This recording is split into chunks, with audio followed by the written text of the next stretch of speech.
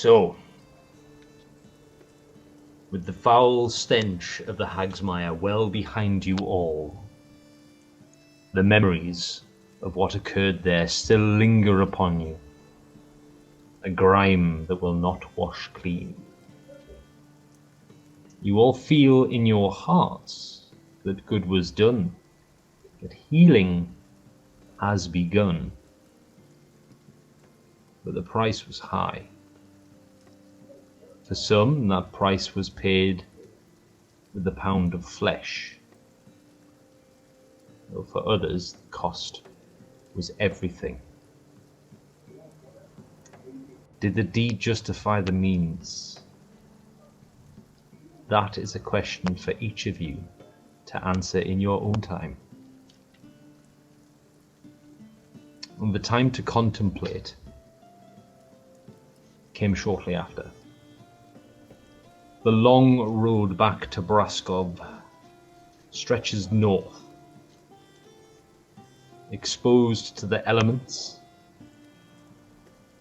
passes through dangers, skirts the territory of the horrors stalking the darkest shadows. But these pale in severity to 5 long days alone with your own thoughts. As with most journeys, it was not without interruptions. The call of death beckoned and tried to entice 2 noble souls to a torturous and indignant ending. However, death would hold no sway over them. Not yet. And this battered band, this scarred and bleeding troop, keep marching forward, 1 foot in front of the other, and though they are worn thin, they once again put themselves on the line, in the name of good, dispatching disciples of the king with lethal and overwhelming force. They saved a family's lives, but they arrived too late to save their souls. Undeterred by a world darkening around them, they again take up the march on the long road north to Braskov, which is where we all find ourselves now. So the question I have for you all is, what pace are we going at along the road? Well, I see. Well, I'd be worried about overtaxing Svetalia. Like, I know she's a big girl and can take care of herself, but she's also not eaten in a long time. Mm-hmm. Yeah. But one of you, the trudging, is a little bit worse than the rest. Pangs of hunger and tiredness racking your body. You know you're not too far away, though. What The day lure of the journey are Braskov. we into? On the 3rd day of the journey. Okay.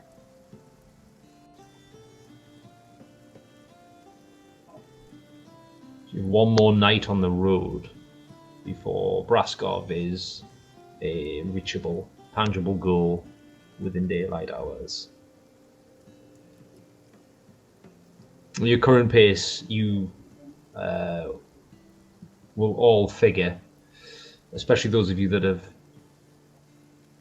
actually, you've all travelled this part of the road. You all know that if you make good pace today, camp, you will reach Braskov by early evening the next day. Then let us pick up the pace. Okay, wonderful. Are you all in agreement? Yeah. Wonderful. I'm 100% on board. Okay. So, as you travel up the road north to Braskov, you see the dark expanse of the Black Oaks is now moving away from the road. It's sort of curving off northeast away from where the road is, giving you some modicum of safety from the creatures that stalk through those dark trunks, all the poisoned fey, tortured souls that are locked within that forest. You're now following the path of the Vlata River north, through grassland, and it is a long and uneventful day, left alone with your own thoughts or whatever smattering of conversation you guys can muster between yourselves. It's very much now a walk of attrition. You're gonna get there or you're gonna die trying. And as the sky begins to darken once again and the constant rain feels like it's now part of you, you all notice quite brazen movement on the road in the distance, coming towards you at a very slow pace. As you look around,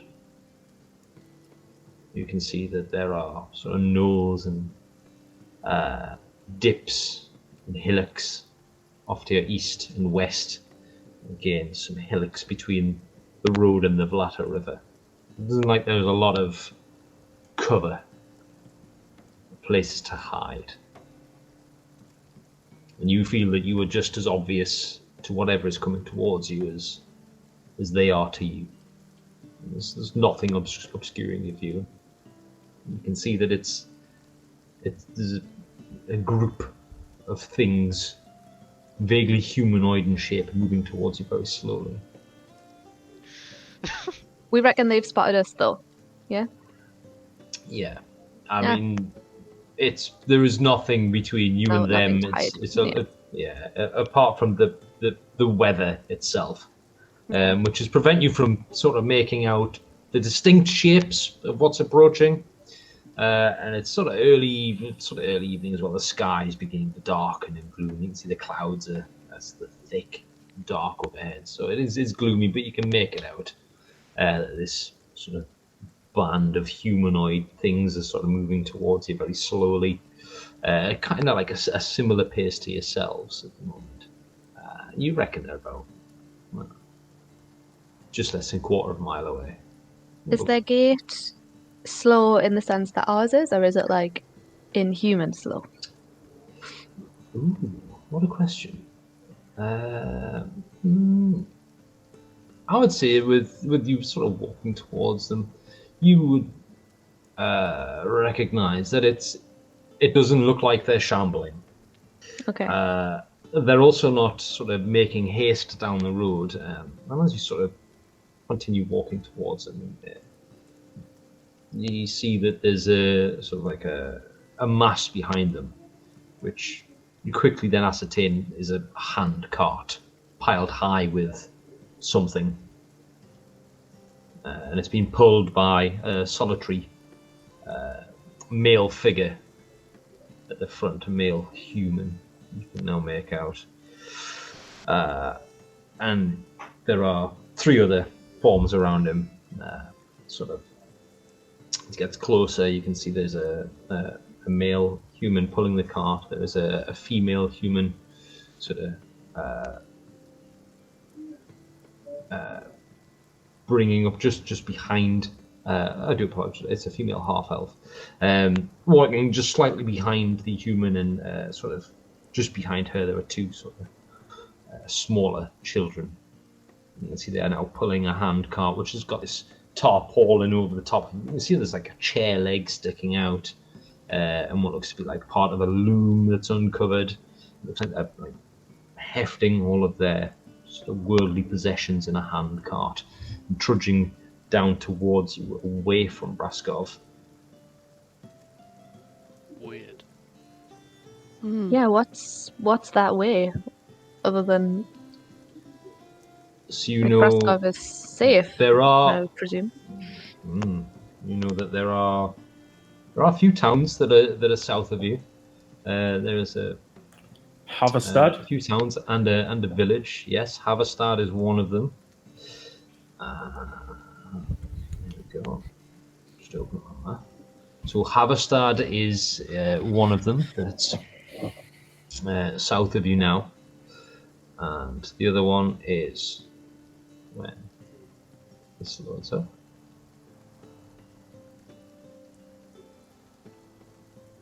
Oh, it's been very slow. Havestad is much further to the south. The other one you've passed the sort of fork in the road for is Varseldorf. It's a much smaller town, right on the curve of the Blatter River. But this road also, if you take the east road across the top of the Hagsmire, it takes you to another small village of Pinnock. So, All right. As we get a bit closer to them, sort of close enough, I guess, to sort of shout at each other, I want to just like raise my hand in greeting and just see if they gesture back or. as you sort of shout "hey" or whatever and raise a hand in greeting, you can see that this family kind of stops. They're within shouting distance. You can see they're all sort of like looking at you. This heavily armed sort of band that's approaching them now. They can see clearly. You get the sense that they're sort of watching. They've stopped now and they're watching to see what move you guys make. Okay. I guess we'll keep walking toward them, but I'll shout. Greetings, friends. These are dangerous roads. Where are you heading?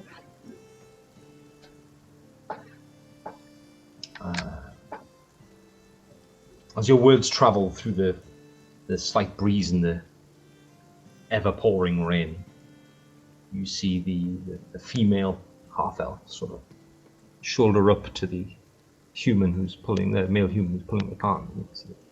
Having a brief conversation. Their heads are turned. There's whispers. You see the kids are just sort of standing by the cart and kicking at stones. And seem to be quite disinterested. And there seems to be some sort of disagreement between the two before the male sort of puts the handles of the handcart down and then gives a very like loud no. You can hear the audible no over the rain. And he turns towards you all and goes, "We are heading home. We would like to do so as quickly and as safely as possible. We mean you no harm. We are just trying to find a better life, but it was outside of our reach. So." Well, we do not mean you any harm. We're doing the same. May we ask where home is for you? We hoped somewhere new, but you can see he picks the cart up now and begin trudging towards you. Well, suppose we will have to go back to Varseldorf. There is no room for us, Braskov. We are beneath them. As they get closer, you can see this sort of haggard face of this man. He's got like a long, dirty beard and sort of long hair. They're wearing quite rough clothes, but you can see he's got strong shoulders that belie years of hard labour and toil. And as he curls that last sentence out, you can see there's a sneer of contempt on his face. And then as he looks towards the half-elf, to his side. You can see as he turns back towards you all, there's just defeat in his eyes as they sort of trudging towards you. You get a bit of a better look at them now.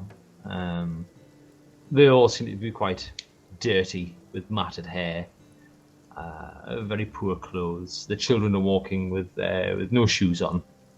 Neither of them have any shoes, and they're all covered in grime and mud from the road. And you can also see farming equipment sticking out of the back of the car now. You can see the hose and forks and stuff sticking out the back of the car. This is, we had hoped to find a better life at Braskov. We can farm, you're hard workers, but such is life. There is no room. We have to make do where we were. Did Braskov seem particularly overpopulated?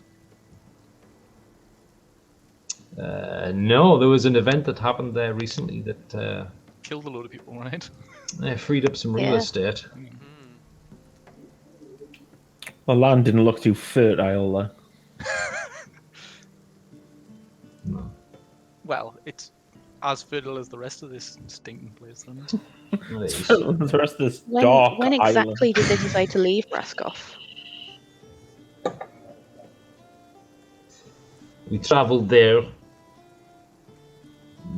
yesterday or the day before. They all move into one, this forsaken place. But when we got to the gates, we were turned away. We did not like what they saw, I suppose. Turned Do away these by people have who? the- Yeah. Do they have the look of the people who listen to the whispers and stuff? Like, Yeah, that's what I was thinking. Y'all can make an insight check if you want, but he'll answer Torlek's question.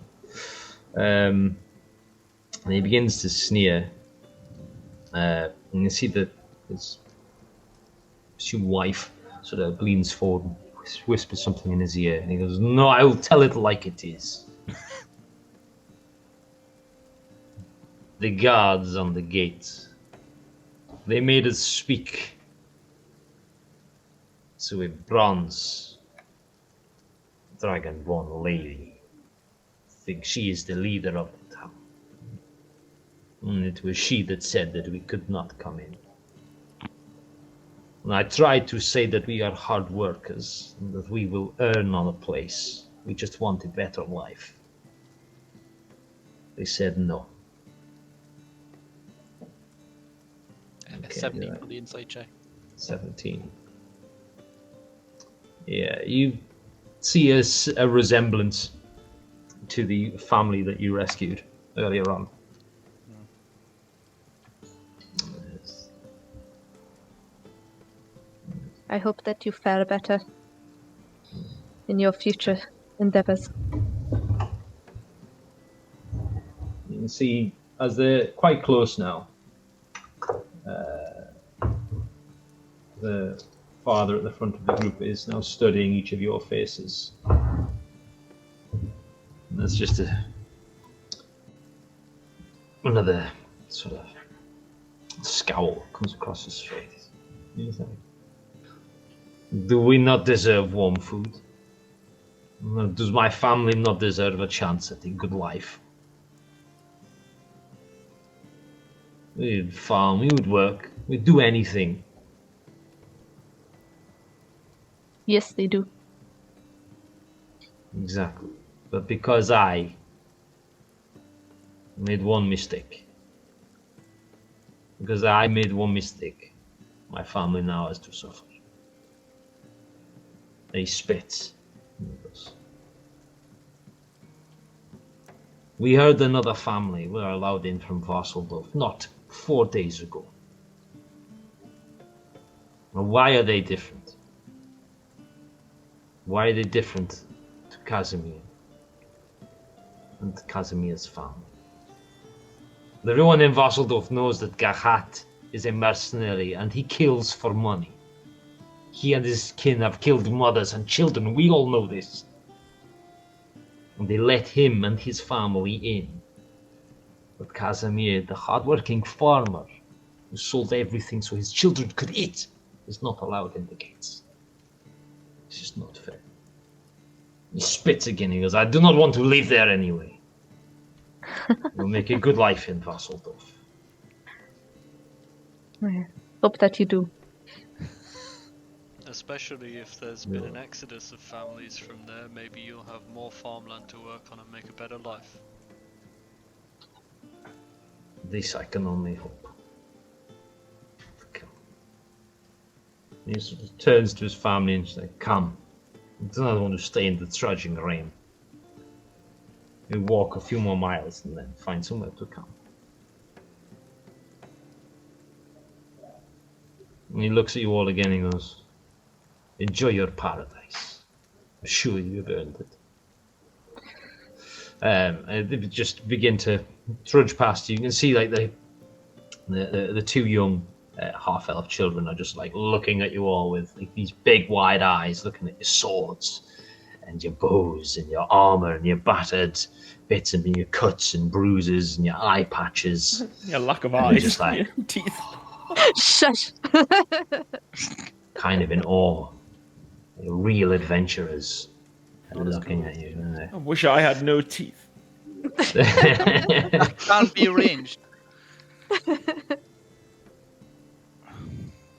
I'd like That's to it, yeah. flip a gold coin at the children. When the dad's not looking. I hope You can do. what's it gonna do? It's gonna hit one in the eye and blind them. Shush. Roll a You one. two can have an empty eye socket. And a Go for gold it. coin. Make a sleight of hand check. God. Either a 1 or a nat 20 and like just take his head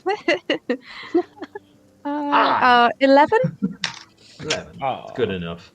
Good. So as Casimir Damn. passes you with this creaking, sort of, you can see this handcart see much better days. It's covered in moss and there's holes in it. It's creaking by on these sort of wobbly wheels. It pulls forward past you. The two children just kind of standing in the rain watching you all flick a gold coin towards one of them. And you can see as it spins through the air, their faces turn. Uh-oh. And there's like greed just comes across their face, and immediately one of them like begins to start trying to elbow the other one to catch it in the air, I should know this. I'm a parent. and they fight. And But a the parent of one child.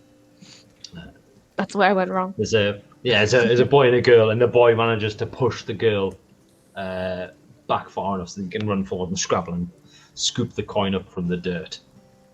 And he's holding it in his hand, and then he just runs off after his parents. The girl sort of picks herself up, wipes herself down, and Oh, I'll throw her one too. Now I can Yes, only indeed. buy 11 teeth. you flick her another coin. You see this one. You flick it quite well towards it. Just bounces off her chest and lies in the dirt. She just walks off What? after her family. Go and pick it up then. Fucking hell. Waste not, want not. She was just in it for the love of the fight. As you can see, she takes a few steps towards our family, and then like gets a jolt of realization and turns back around to you all. And there's just this grin, Oh a no. flash in her eyes. There's just a big old grin, and then she begins to walk backwards towards our family, keeping eye contact with you all, smiling. Secret flame, secret flame. I really wanted her to like trip over a stick or something. Something is amiss. Fucking is like. I was hoping the father was going to think you were trying to buy the child. Here, yes, take this child. Take Oh, this no. child. You know, That you was want for the women. Three silver for the children. Three Well, I silver. Don't want the girl. It lasts until you see that the mother turns back around. Insa, come, we must go. It's raining. Oh, so like the grin disappears from the face. She turns around and runs after her mother, and they begin to disappear off south into the gloom.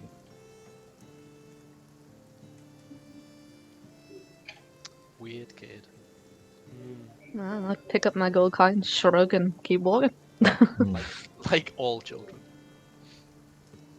Yeah. The road ahead of you is now completely empty. And you know that you've maybe got an hour or two of travel before you need to start finding somewhere to bed down for the night. So, as you travel north, the landscape is just undulating here. It's very much open riverlands. And it becomes quickly apparent that without stopping and erecting tents, finding shelter is going to be almost impossible. So, do you guys want to forge through the night? Or do you want to just try and find somewhere to stop and rest? I think we should probably stop and rest. Camp by the roadside, yeah. Yeah, don't want to run into another horror deer. Especially in the dark, Jesus. That kid's probably one.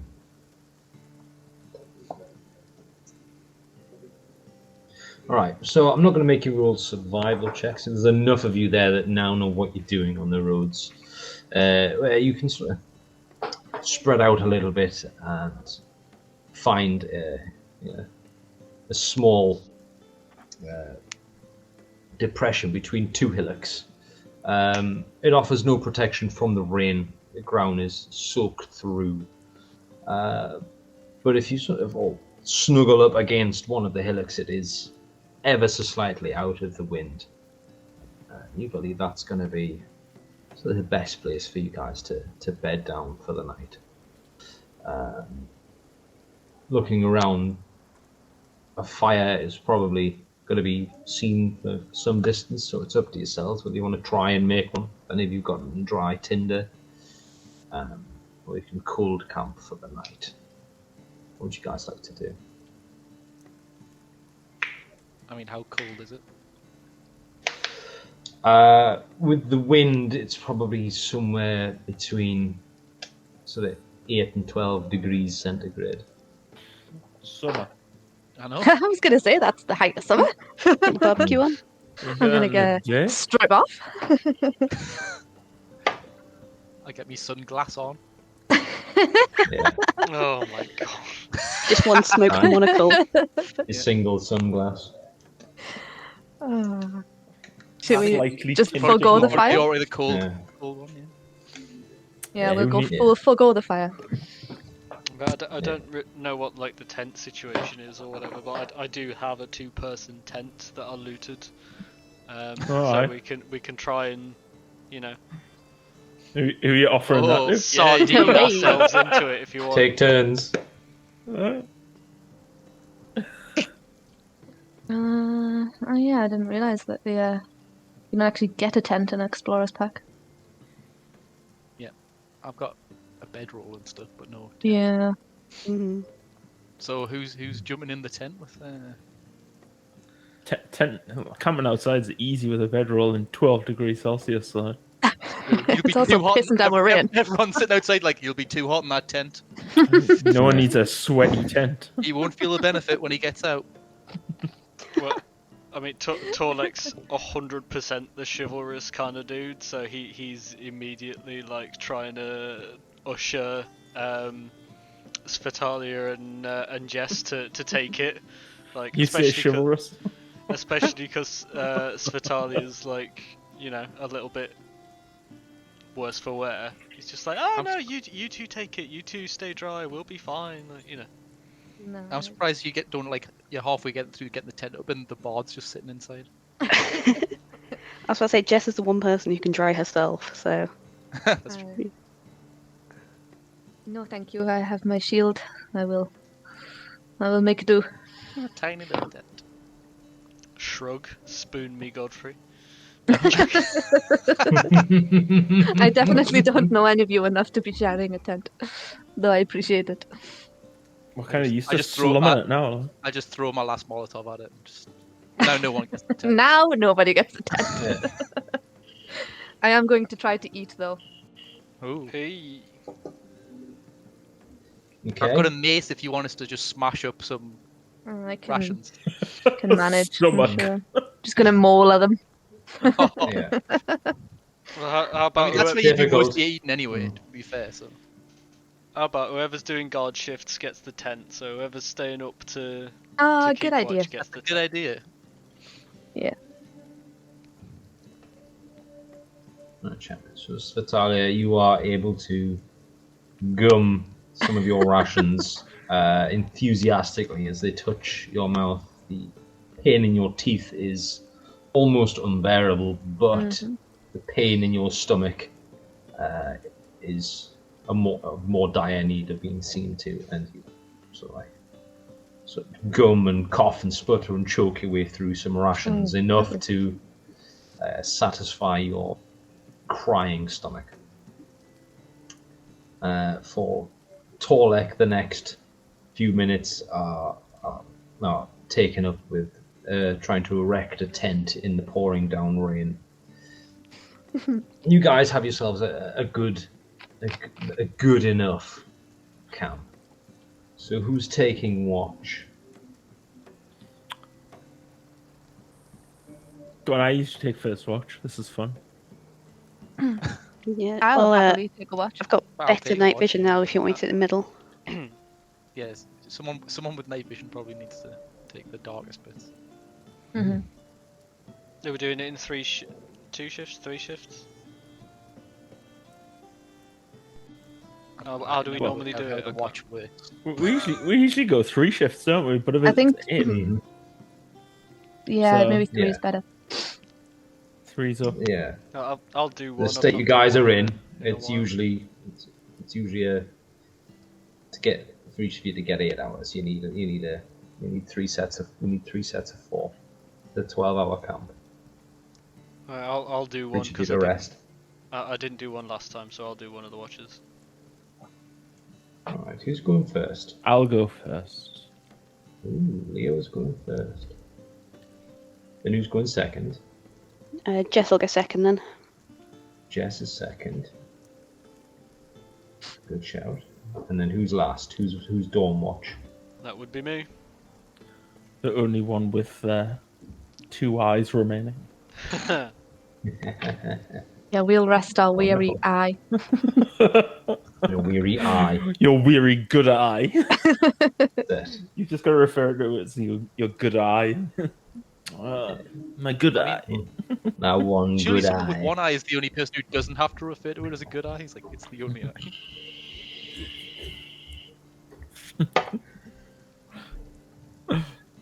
Okay, Leo, so as the rest of your band bed down for the night in the miserable rain and the miserable conditions, you sit alone in the flap of the tent, watching the horizon.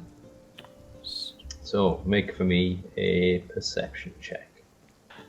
Oh, let's have a deek. It is going to start with 8. After a Yeah. flying start. Yep. Okay. Them's the rolls. Jess, make a perception check. And then Torlek as well. Let's just have them all now. 10. Any higher than an 8? 15. 10. Wow. Oh, an attack's on Okay. the first watch. That's stupid. These 2-eyed And amateurs. I know. 15. Do you score half in perception checks? Just for like only Not- seeing half the No, world. We have disadvantage. We have disadvantage. Should be immediately Yeah. halved. Okay, so as the rest of you bed down, you find sleep comes quick enough. Long days of trudging along the road and brief moments of chaotic battle left you weary. You managed to find the peaceful embrace of sleep. And for Leo, you have to stay awake a little bit longer and watch the rain pour down and the mist drift down the Vlata Valley towards the coast. And for the first couple of hours, it's almost tranquil. The gentle pitter-patter of the rain bouncing off Svetali's shield.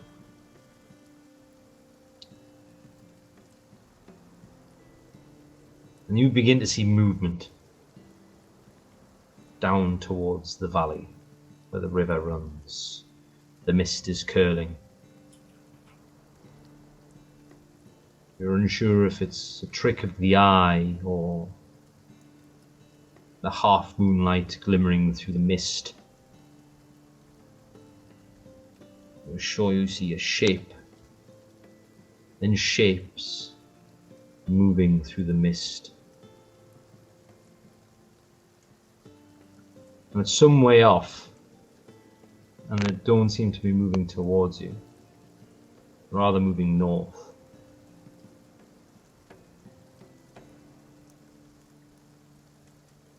Okay. Sleeping dogs and all that jazz. I'll mention it to Jess in the morning and when her watch comes around. So as you watch them move through the mist, it curls and furls around, you lose sight.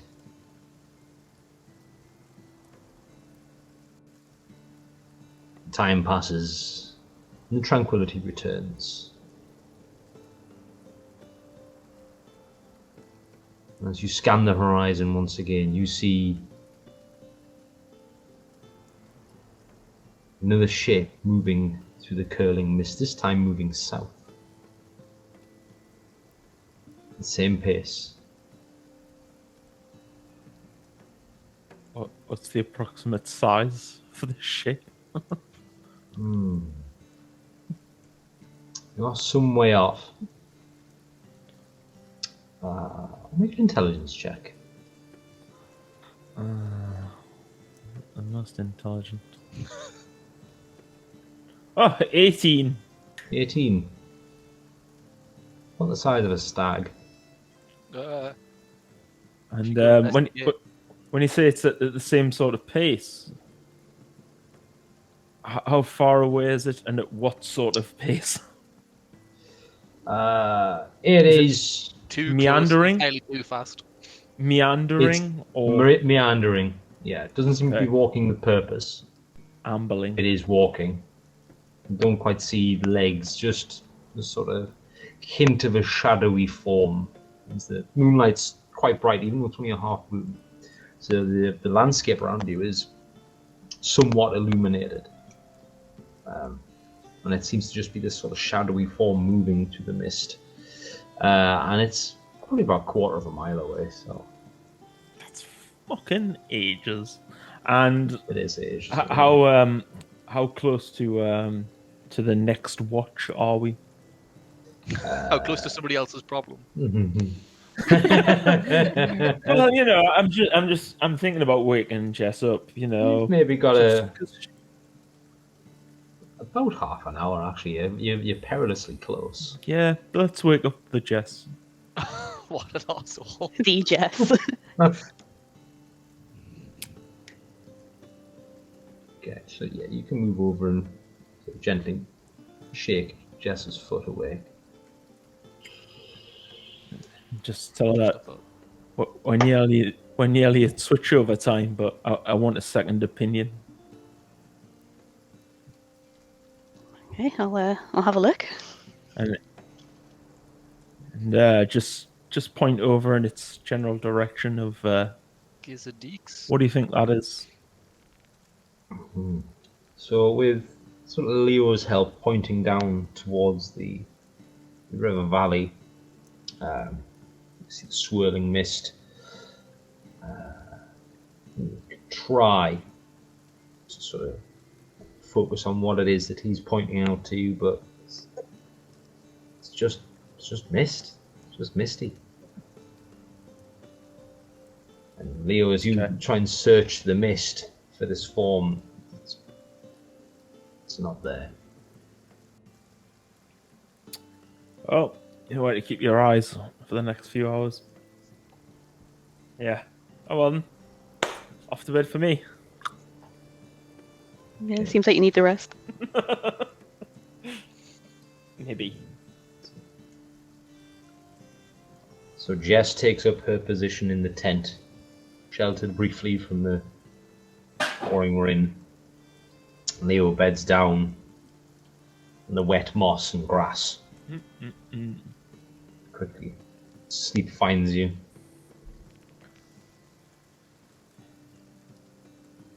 Jess, as you're sitting watch over your sleeping friends, the events of the last few days play through in your mind. It's been a very tumultuous time for you the last week to 10 days. Lots happened to Jessail. As you run through these thoughts in your mind, you sort of find yourself looking up towards the stars. And it's a full night.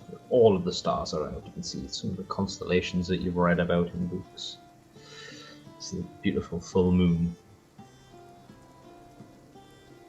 And at one point you think you catch the tail of a shooting star out of the periphery of your vision.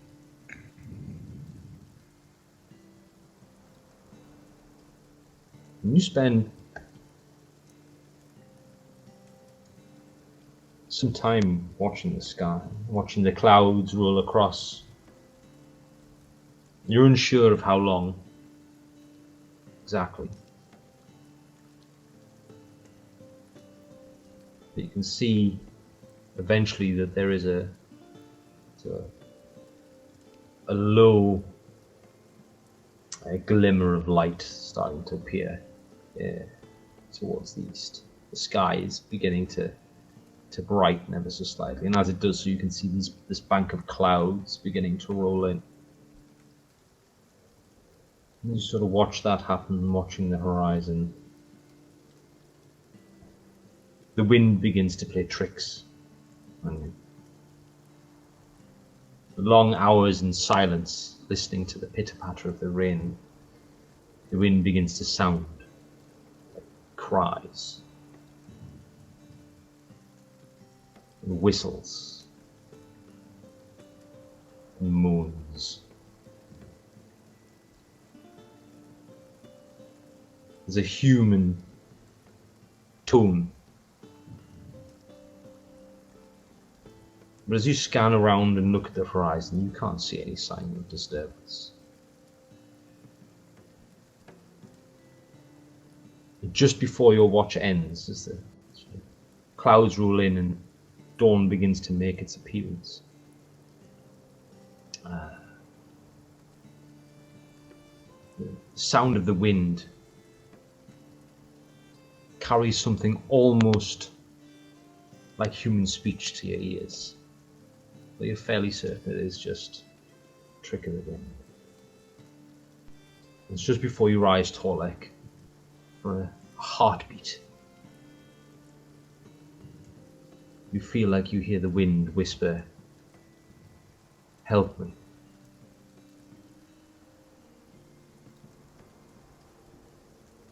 It's gone for an instant.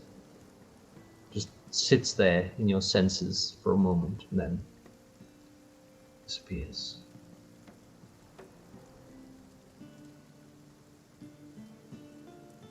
I mean, this utterly feels like a trap.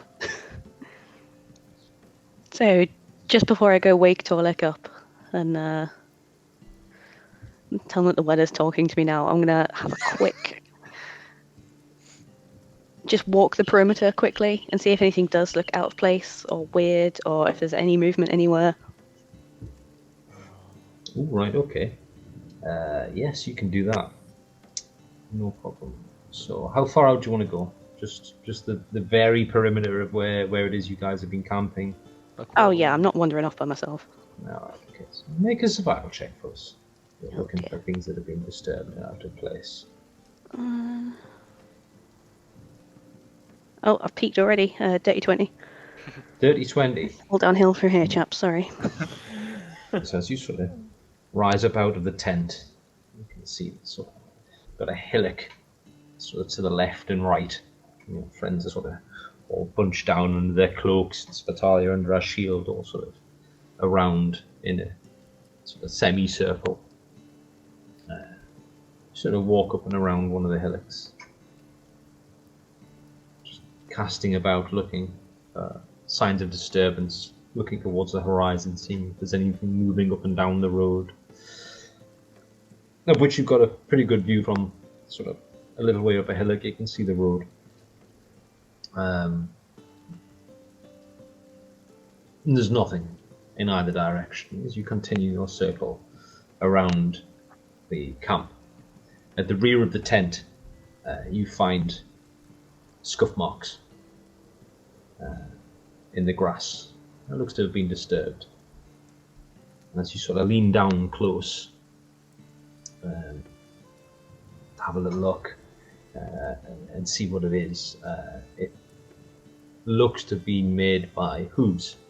Nope. 4 of them.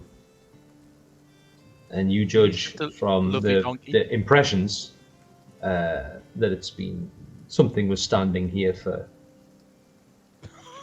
an hour, maybe 2.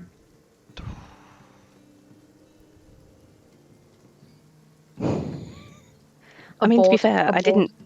didn't see the creepy deer last time, so I'm just gonna probably put it down to a combination of tiredness and local wildlife. It's probably Arwen's donkey looking for her.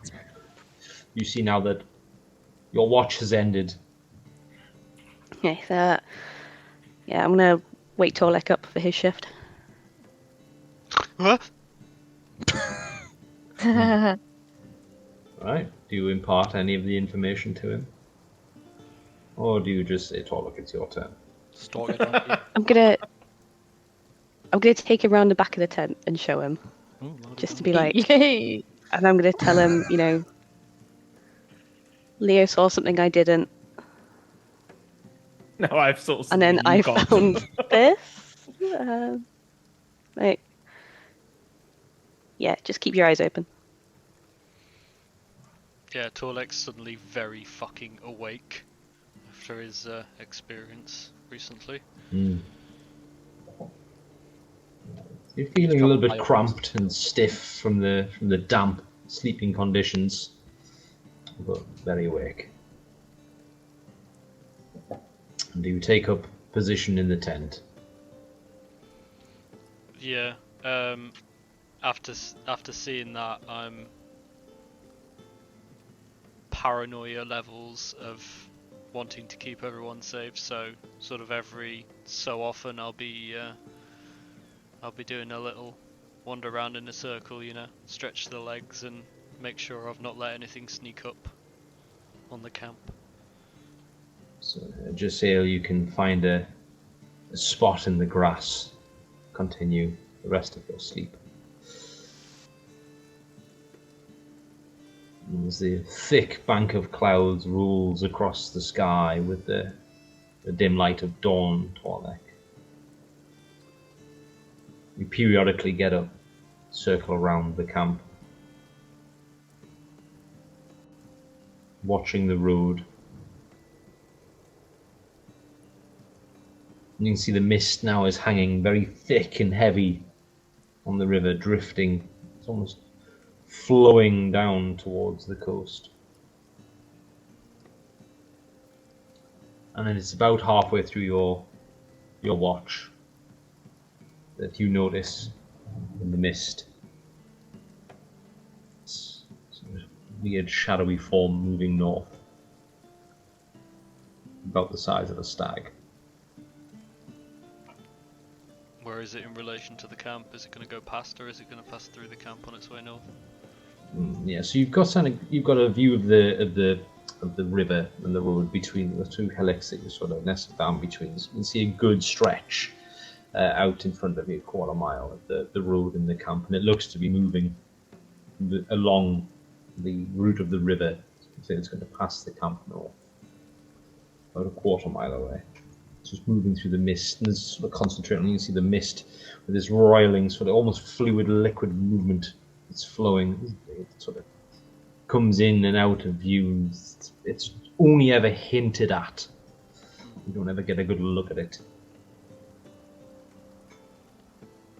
Well, I'm keeping my head on a swivel, but it could be anything, so... Okay.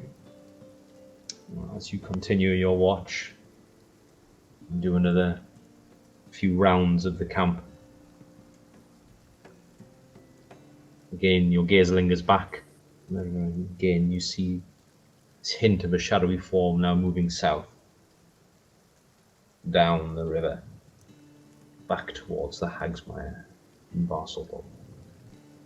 It's beginning to brighten more now.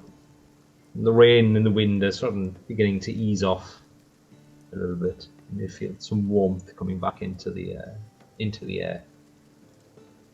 Hear the snores and the breaths of your party as they sort of lie there and gradually begin to come to consciousness. And as the sky is almost entirely covered with this thick bank of clouds signifying dawn has properly struck, you quite audibly hear an echoey voice. From some distance off, it seems to sort of drift along on the breeze. Help me. Come here. Okay. Torlek, who was in the middle of saying a silent prayer for the family that they passed going the other way, as soon as I hear that, everybody up now! Bang my head on my shield. Dong. Ah, what is it? Just be like, Godfrey, that thing is back, and just point off in the direction of wherever I heard the sound from. The Torlek seems to be pointing south, sort of between the rolling hillocks towards sort of where the road curves, and you see this expanse of the black oaks.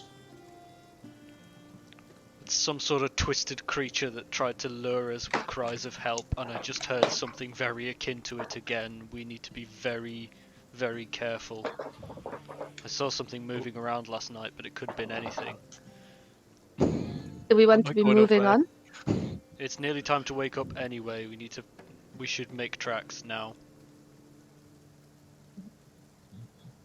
Right, let's get going. Did we get? That has This been is your the long right rest. Okay. Yeah, that is your rest that you've had. Yeah, you have Okay, I'll rested. help with packing up the tent.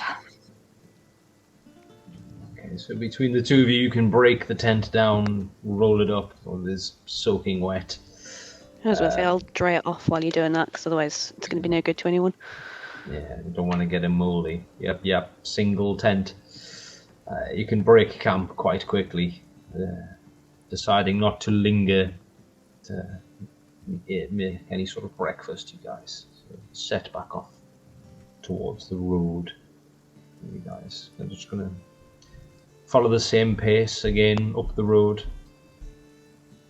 And Torlek's looking over his shoulder every 3 seconds, because like something he can fight head on is fine, but something insidious like that really creeps him out.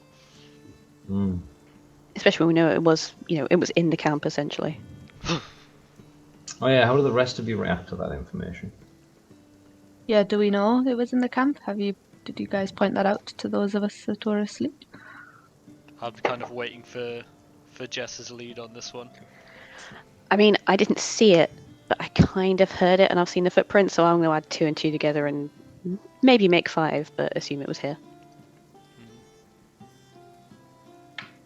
I'll say, it didn't do anything. I was going to say, if it wanted to do us harm, and it was so close, why did it not? Maybe it wanted to do something worse than physical harm, but Maybe it relies on you going to it. that's true. I've heard tales of strange lights that lead you to your doom off the path and into the wilderness. Do we have rope? Do we have lots of rope? Maybe we should loop rope around each other. If anyone wanders off towards any weird creatures, we can pull them back. Well, being as it's daytime and we're on quite a... Has it only exposed appeared road. at night time?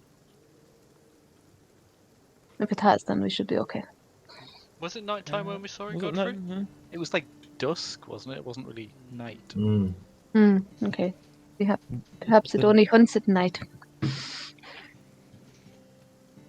I think Godfrey's actually kind of pleased that there is footprints. That means it was real. And he is not yet mad.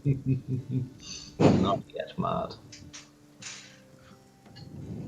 I don't know what it wants and I don't care to know, so let's just get out of here and make tracks, okay? Let's go. Right, with the creepy feeling of the night's rest wrestled from your minds as you trudge north towards Braskov.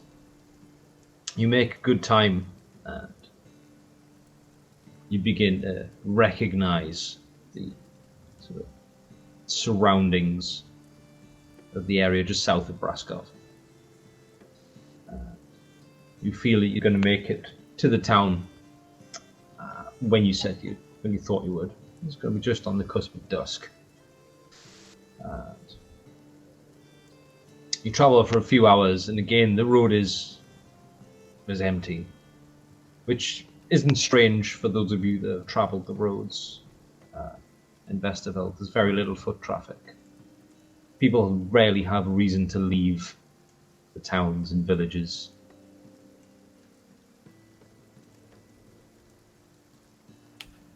And after a full day's trudge, the sky begins to darken once again. The clouds begin to roll out as the night sky begins to appear overhead. And you can see firelight in the distance. The glimmering flicker of torchlight, bringing hope into your hearts. The Braskov is once again within touching distance. The wind has shifted direction and now blows in off the sea, heading up the Blatta Valley, and on it are strange and hauntingly familiar cries.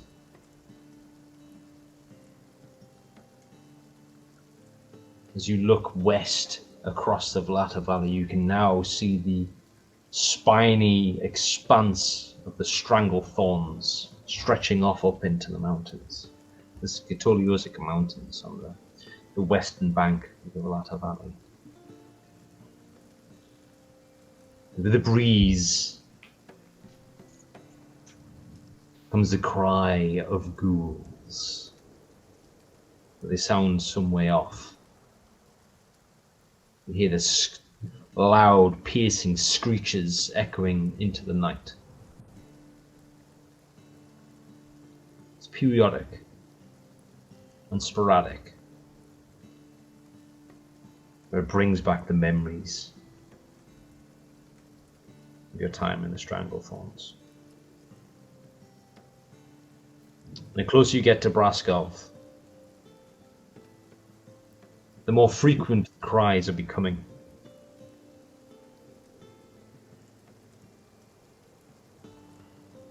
And you feel you're within about a mile of the town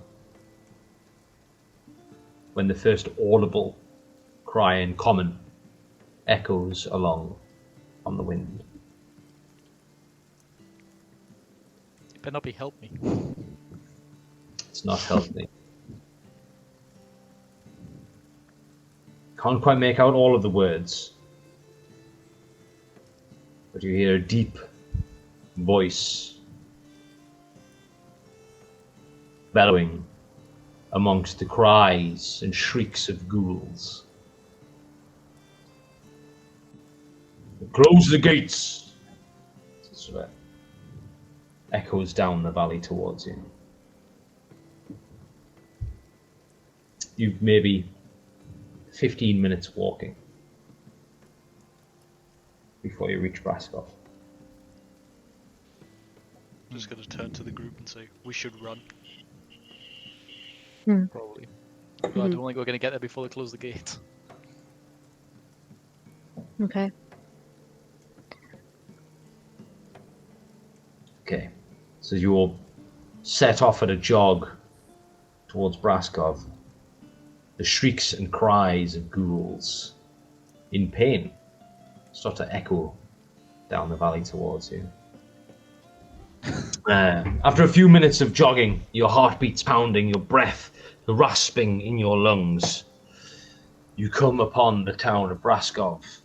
The few scattered trees that surround the outskirts, hiding the majority of what's going on from vision, but you can quite clearly see the two large towers either side of the gates, the watchtowers, with torchlights burning, and what looks to be bodies littered on the floor between you and Braskov. There is a flurry of movement, and the forms of hunched over ghouls skitter about in front of the gates, and see them start trying climbing the walls and climbing through the gates.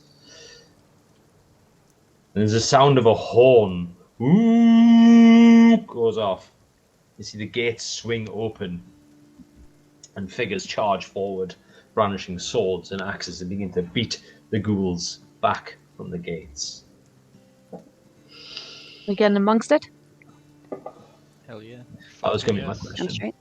You guys close the distance with lightning speed, coming upon the gates, the southern gates of Braskov, being set upon by a group of ghouls. Right. So you're now close enough where you can see the gates clearly outlined. The forms of perhaps a dozen or so ghouls are writhing around in front of the gates. You can clearly see the forms of Kutnar and Va'ant setting forth with broadsword and lumber axe. Another sort of heavily armoured half-orc stands almost shoulder to shoulder with Kutnar. There is a family resemblance as they cut into the ghouls. Leo, you recognise this as Chul, Kutnar's brother. Further in, you can see other residents of Braskov tangling with these ghouls. It seems to have been let in the gates. On the very rear, you can see the small form of Father Teleki brandishing his holy symbol and burning ghouls left and right. Atop the roofs, you see a dark-skinned hunter standing within the golden shimmering light of the hallowed ground, which you've noticed doesn't reach all the way to the gates. Just before him, standing on another roof outside, there's a wild-haired form, human, shooting with expert skill, piercing some of these ghoul forms. This is a full-on fight in the gate. So the big old shiny bit at the back is where the circumference of the hallowed ground is now reaching in the town. You can see the several buildings are now not within it, including the gates. You've all sort of come up behind this pack of ghouls that don't seem to have noticed your arrival. They're completely focused on getting inside the gates. So, first to act is Svetalia. Awesome. So I'm going to draw my sword and run here. And try to hit this one. There's an excited as this ghoul realizes that you've come out of nowhere and within biting and eating distance. Rude. There is a... Where are we? Snappy ghoul. Ah, no! 18 to hit. 18. Strike deep into ghoul flesh.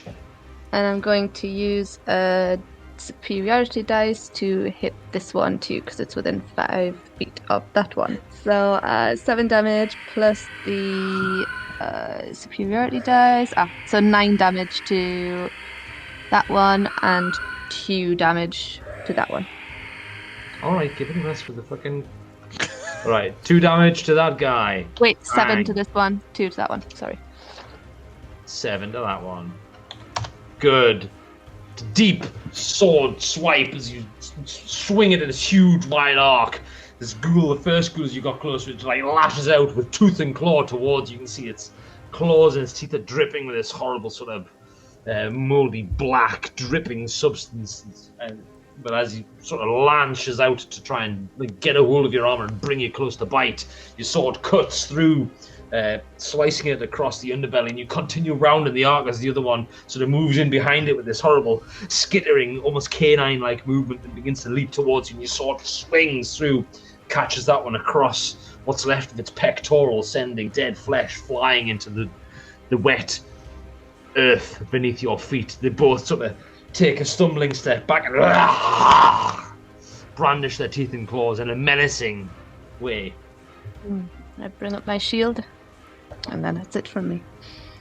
You hear a cry from one of the orcs as you see them sort of battling against these ghouls, trying to get past them into the town.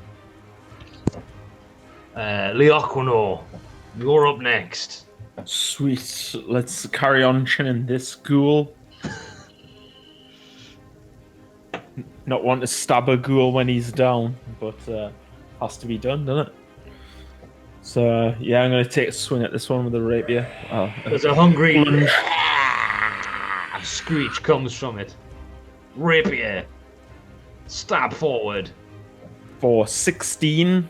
16, that's a hit. Yeah. These guys are wearing nothing. There's just pallid flesh. It can take 4 damage. It can get fucked. There you can see now as you stab forward, seconds, heartbeats after Svatalia's sword swipes through it, you lance forward with your rapier, plunge it deep through the back of its right shoulder. Svatalia, you see Leoquinor's rapier tip come bursting through its pectoral muscle before he draws it back. Again, knocks it off balance, and wildly swipes out towards him, but he manages to deftly sidestep out of the way of the fetid claw swinging into the gap his head was just moments before. Is that it? Is that all for Leoquinor? Okay. Next, Torlek.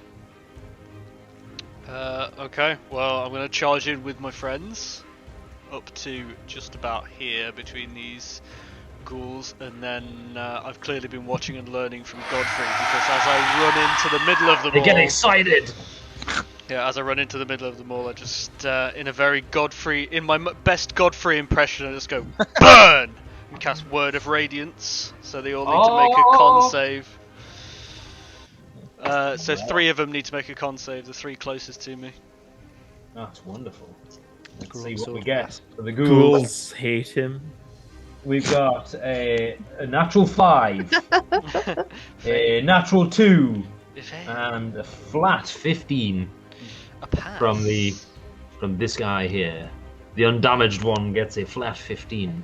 Okay, well, first failure dude takes 6 points of radiant damage, and second failure dude takes 5 points of radiant damage. First failure dude just... What am I doing that for? And is completely immolated in this brilliant white... That's from the other one that gets burned. This brilliant white radiant light just sort of like cauterizes all the dead flesh. For a split second, you see its skeleton, and then it just crumbles to dust on the floor. How much damage did the second guy take? 5. 5. The second one is horribly burned all over. It screams, and for a split second, there's almost like life comes back into the flesh, and it bleeds profusely before decaying again and turning this pallid grey. Sort of swipes out towards you, but it's kind of limp and lazy, and you manage to sort of just bat it aside with your shield. There's this brandish, there's teeth and claw. You can see it's horribly damaged from that. And as I bat it back from my shield, I'm going to use my bonus action to cast Shield of Faith on myself as well. Shield of Faith. Mm-hmm. Okay, you've got a little shield on you now. Alright. Ice Knife Extraordinaire. There's a big old bunch of stuff in front of you. It certainly is, and it's very exciting. So I'm going to chuck said ice knife. Right here. Right, not right Straight there, back just all right at here. speed. Over there. Over that side. That side. I'm gonna go here to get Over these three here. guys. Oh, You okay. go in there. Uh, All right, let's go for it. Natural one. Oh. that's a 9. Okay. All right. I mean, it wasn't So- far off. Yeah. All right. So it only It kills actually 4 lands. instead of all 3 of them. It actually lands over here as you throw the ice knife forward. There's just so much movement.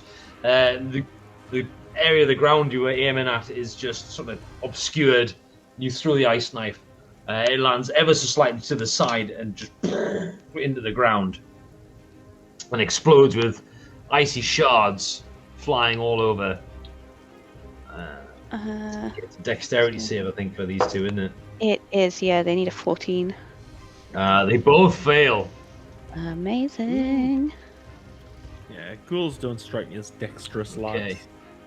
So that is 9 damage. 9 damage.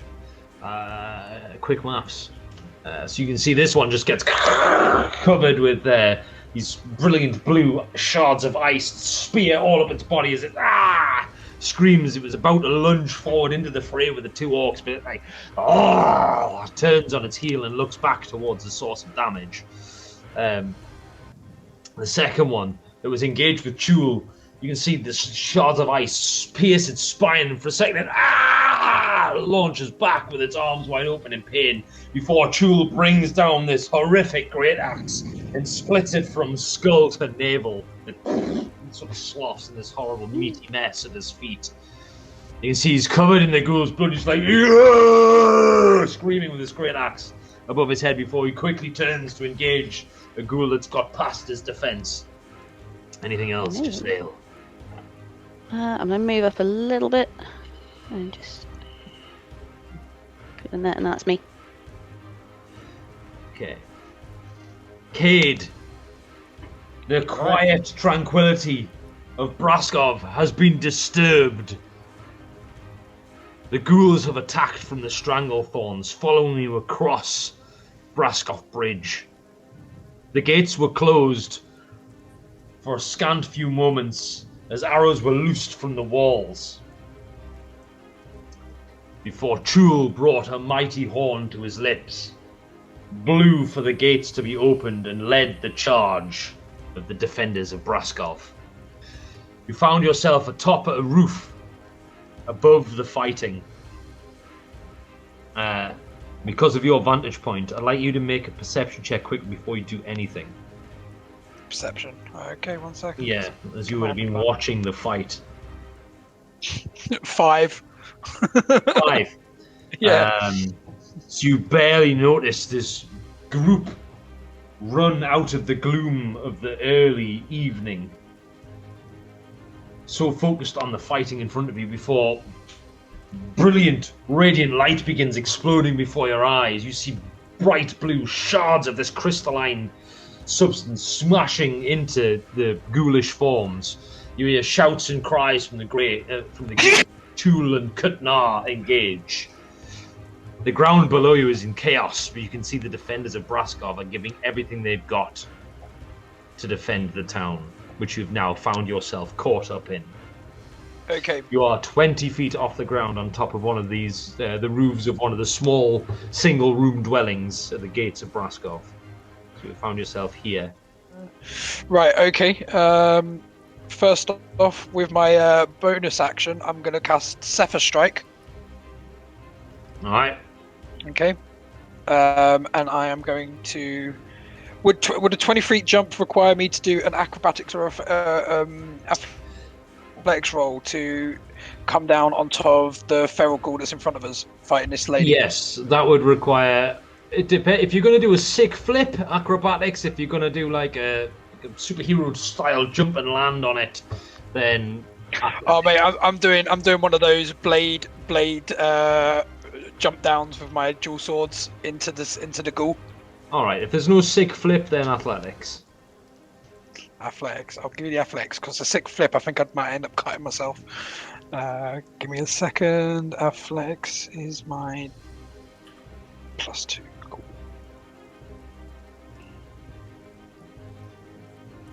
That's a 14 athletics. That's enough to land on top of the ghoul with both swords just come down. Yep, straight down. So attack.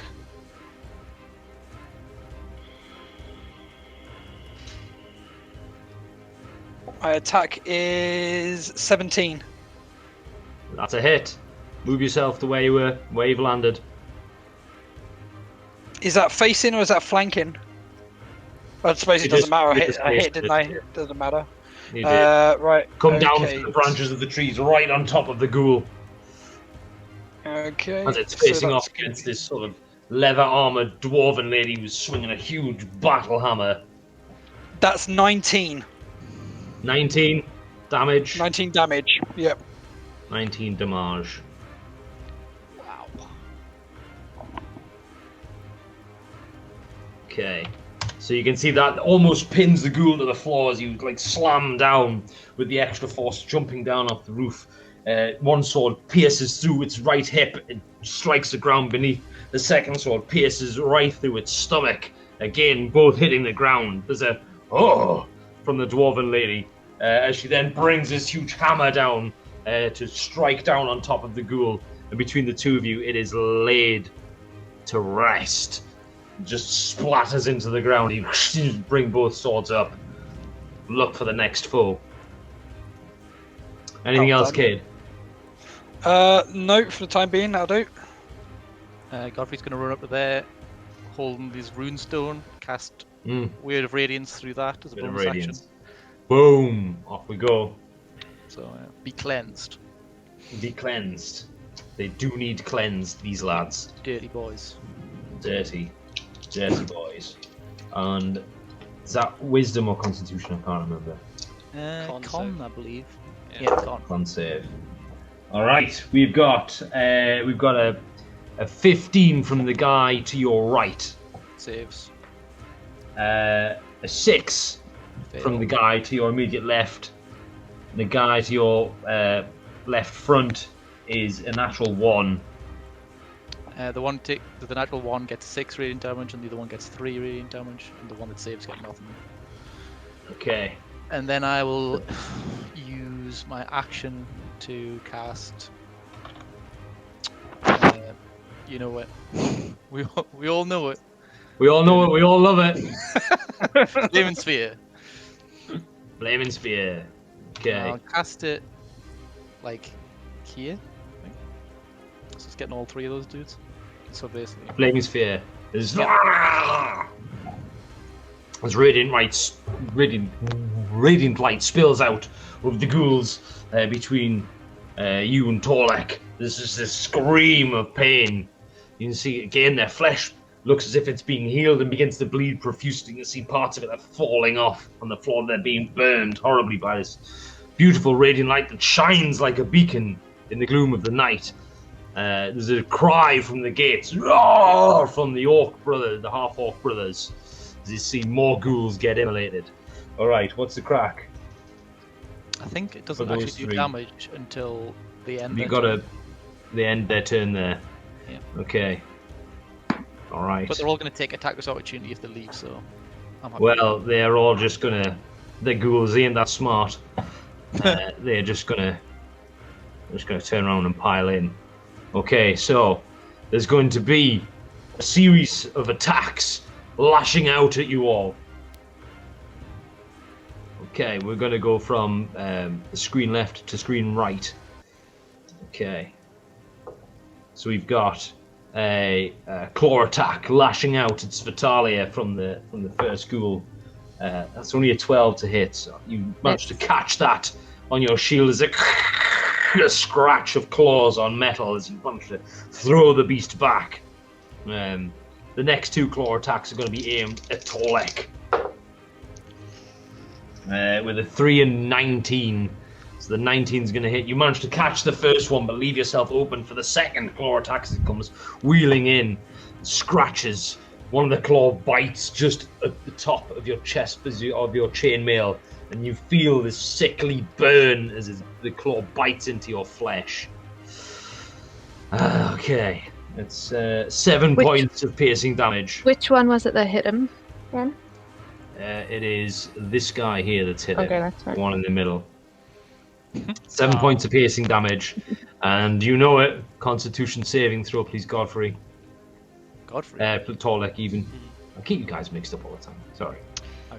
Con save, Torlek. From the superior cleric. Cool, gotcha. From this. Dirty 20.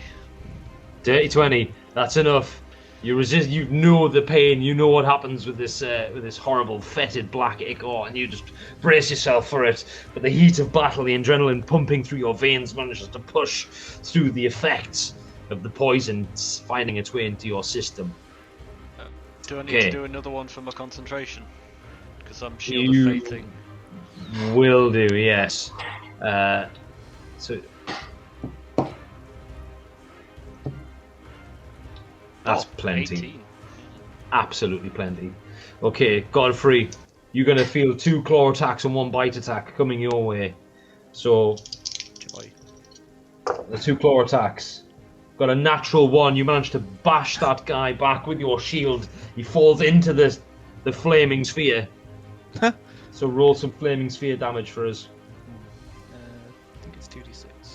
The second claw attack was only a 12. No, it's only 4 damage. Then 4 damage. Okay. You can see that it's like horribly burned as you like bash it back into the flaming sphere, and it jumps back out. It's dead flesh sizzling in the night air, and the bite attack coming from this chap here on the right. That chap there. Why am I rolling this dice? I can't fucking read it. Ooh, that's a dirty 20 with the bite. What is it called? Warden Flare. Warding Flare. Here we go. I'll use that one because I can read it. Ooh, 19. That still hits. Well, a 17 and an 18 there. That was pretty fucking good. Alright. It is 9 points of piercing damage as you feel the horrible, rotten fangs and the saliva against your neck as it bite down into your flesh. They're very satisfied. Comes from the ghoul next to you. This lad is going to run around the back and try and close in on Jasail.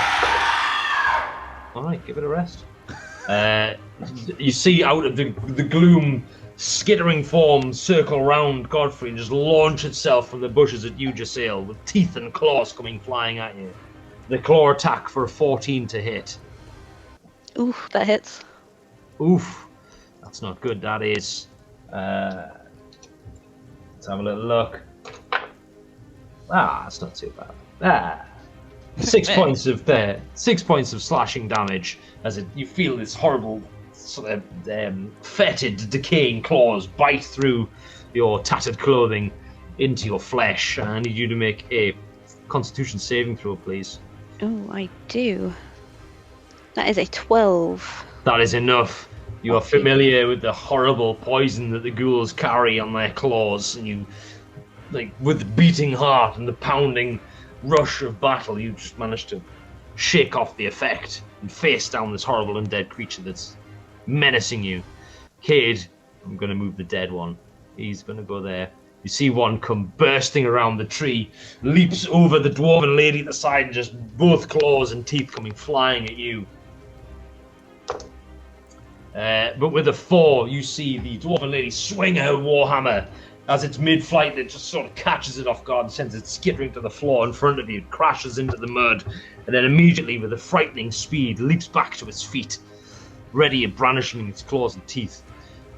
Through the rest of the fight, you can see the half-orc brothers exchanging blows with these ghouls. Vant lashes forward this huge, decapitating blow with his lumbar axe and sends one ghoul flying headless back across the gated courtyard. There's another burst of radiant light from the back of the pack as Torlek immolates one of the ghouls at the back. You can see the large half-elf, that elven guard, El Chanel, that Sindri had a bit of a crush on, and when wandering into the Stranglethorn's Fort, like furiously trading blows with the ghoul. The dark-skinned hunter is just loosing arrow after arrow. It's finding its mark, biting into undead flesh, but unfortunately not laying any of them low. Okay, Glenn, all- back to all the top four of the these- round. All 4 of these guys need to make deck saves. They do all need to make deck saves. Okay, so that chap has got a... What's their fucking dexterity again? It's +2, isn't it? Yeah. So we've got a 13, Fail. a 10, Fail. 7. Fail. I'm gonna put that dice in dice jail. And a 6. Fail. So they all take 8 fire damage. 8 fire damage. Outstanding. Bang. Actually, no, that's not. He didn't. He's not getting flamed. He's getting flamed though. Flamey good sir. He got flamed. You can see that just like the dead flesh is being sort of seared off the bone. There's just like blackened bone now sticking through rib cages. You can see it's like skulls are being laid bare as the flesh falls off and burns on the floor in the mud beneath your feet. And ooh, that guy. Ooh, dear, that guy's not looking good at all. There we are. You can see 2 of them look very horribly burned and are barely keeping their feet, but still, this hatred, vitriol, is just evident across their faces. They are unmoved and undeterred in their purpose. Okay. Svetalia. What is your passive perception, Svetalia? It's only 11. Only 11. Okay, keep going then. Okay, so I'm going to swing around this guy. And I'm going to hit him with a 21 to hit. That'll hit. And that is 13 damage. Oof! A huge swing of the sword comes flying in as the ghoul's quickly trying to follow you as you deftly sidestepping around him, catch him off guard, and take a massive chunk of his side. You hear ribs crack, and you see part of a lung go flying across the floor. And then I'll action surge and attack this guy. That one's only a 12 to hit though. That is enough to hit. Oh. Cool. And that is 7, 8, 9, 10 damage. 10 damage as you deftly move your sword with this beautiful flourish and bring it down in this like diagonal arcing strike designed to completely decapitate the ghoul. It bites into flesh, there's a pop, and the head goes flying across the floor as the body twitches and goes still and falls at your feet. Nice. Again, there's another roar from the Half-Orc brothers as they applaud your martial feats. Can I move up into that one space Yeah, you can stand on that top it's of it. dead? Yeah, I'll stand on Wouldn't top of this recommend guy. it. Yeah. I mean, you've seen it happen. I suppose before, I so would see the you'd fire. know how to- yeah, it's quite obvious. I best Also, not that guy was Oh. totally half cooked because of that. So. He was half cooked. But I mean, Yeah. I would have loved to get in then. sacred I flame would have, damage. yeah, that would have been Flame and good. sphere damage on you. That's it for That me would be then. quite fun. Okay, cool. Leo, what's your passive perception? Have a peek, shall we? 13. 13. Alright, keep going. The deer's probably followed back or something. Had it been over 20, I could have smelt the deer coming. Alright. So. Hey. Yeah. And I'm going to attack this ghoul. So as you come racing around the group, you can see Kutnar is swinging his huge sword back and forth, striking at the feral ghoul. As you come bursting out of the gloom, goes, Leo, join me in fighting this thing! And just starts swinging at him with any more fury. As he recognizes a friendly face. 15 on that lad. That is a hit. You've got advantage. Was that with a advantage? It wasn't, no. Let's roll that advantage. Go on, you're flanking would with it be Kutnar. 9? So, no. I'll take the first one, please. And 9 damage, 7 plus 2. Slap. Outstanding.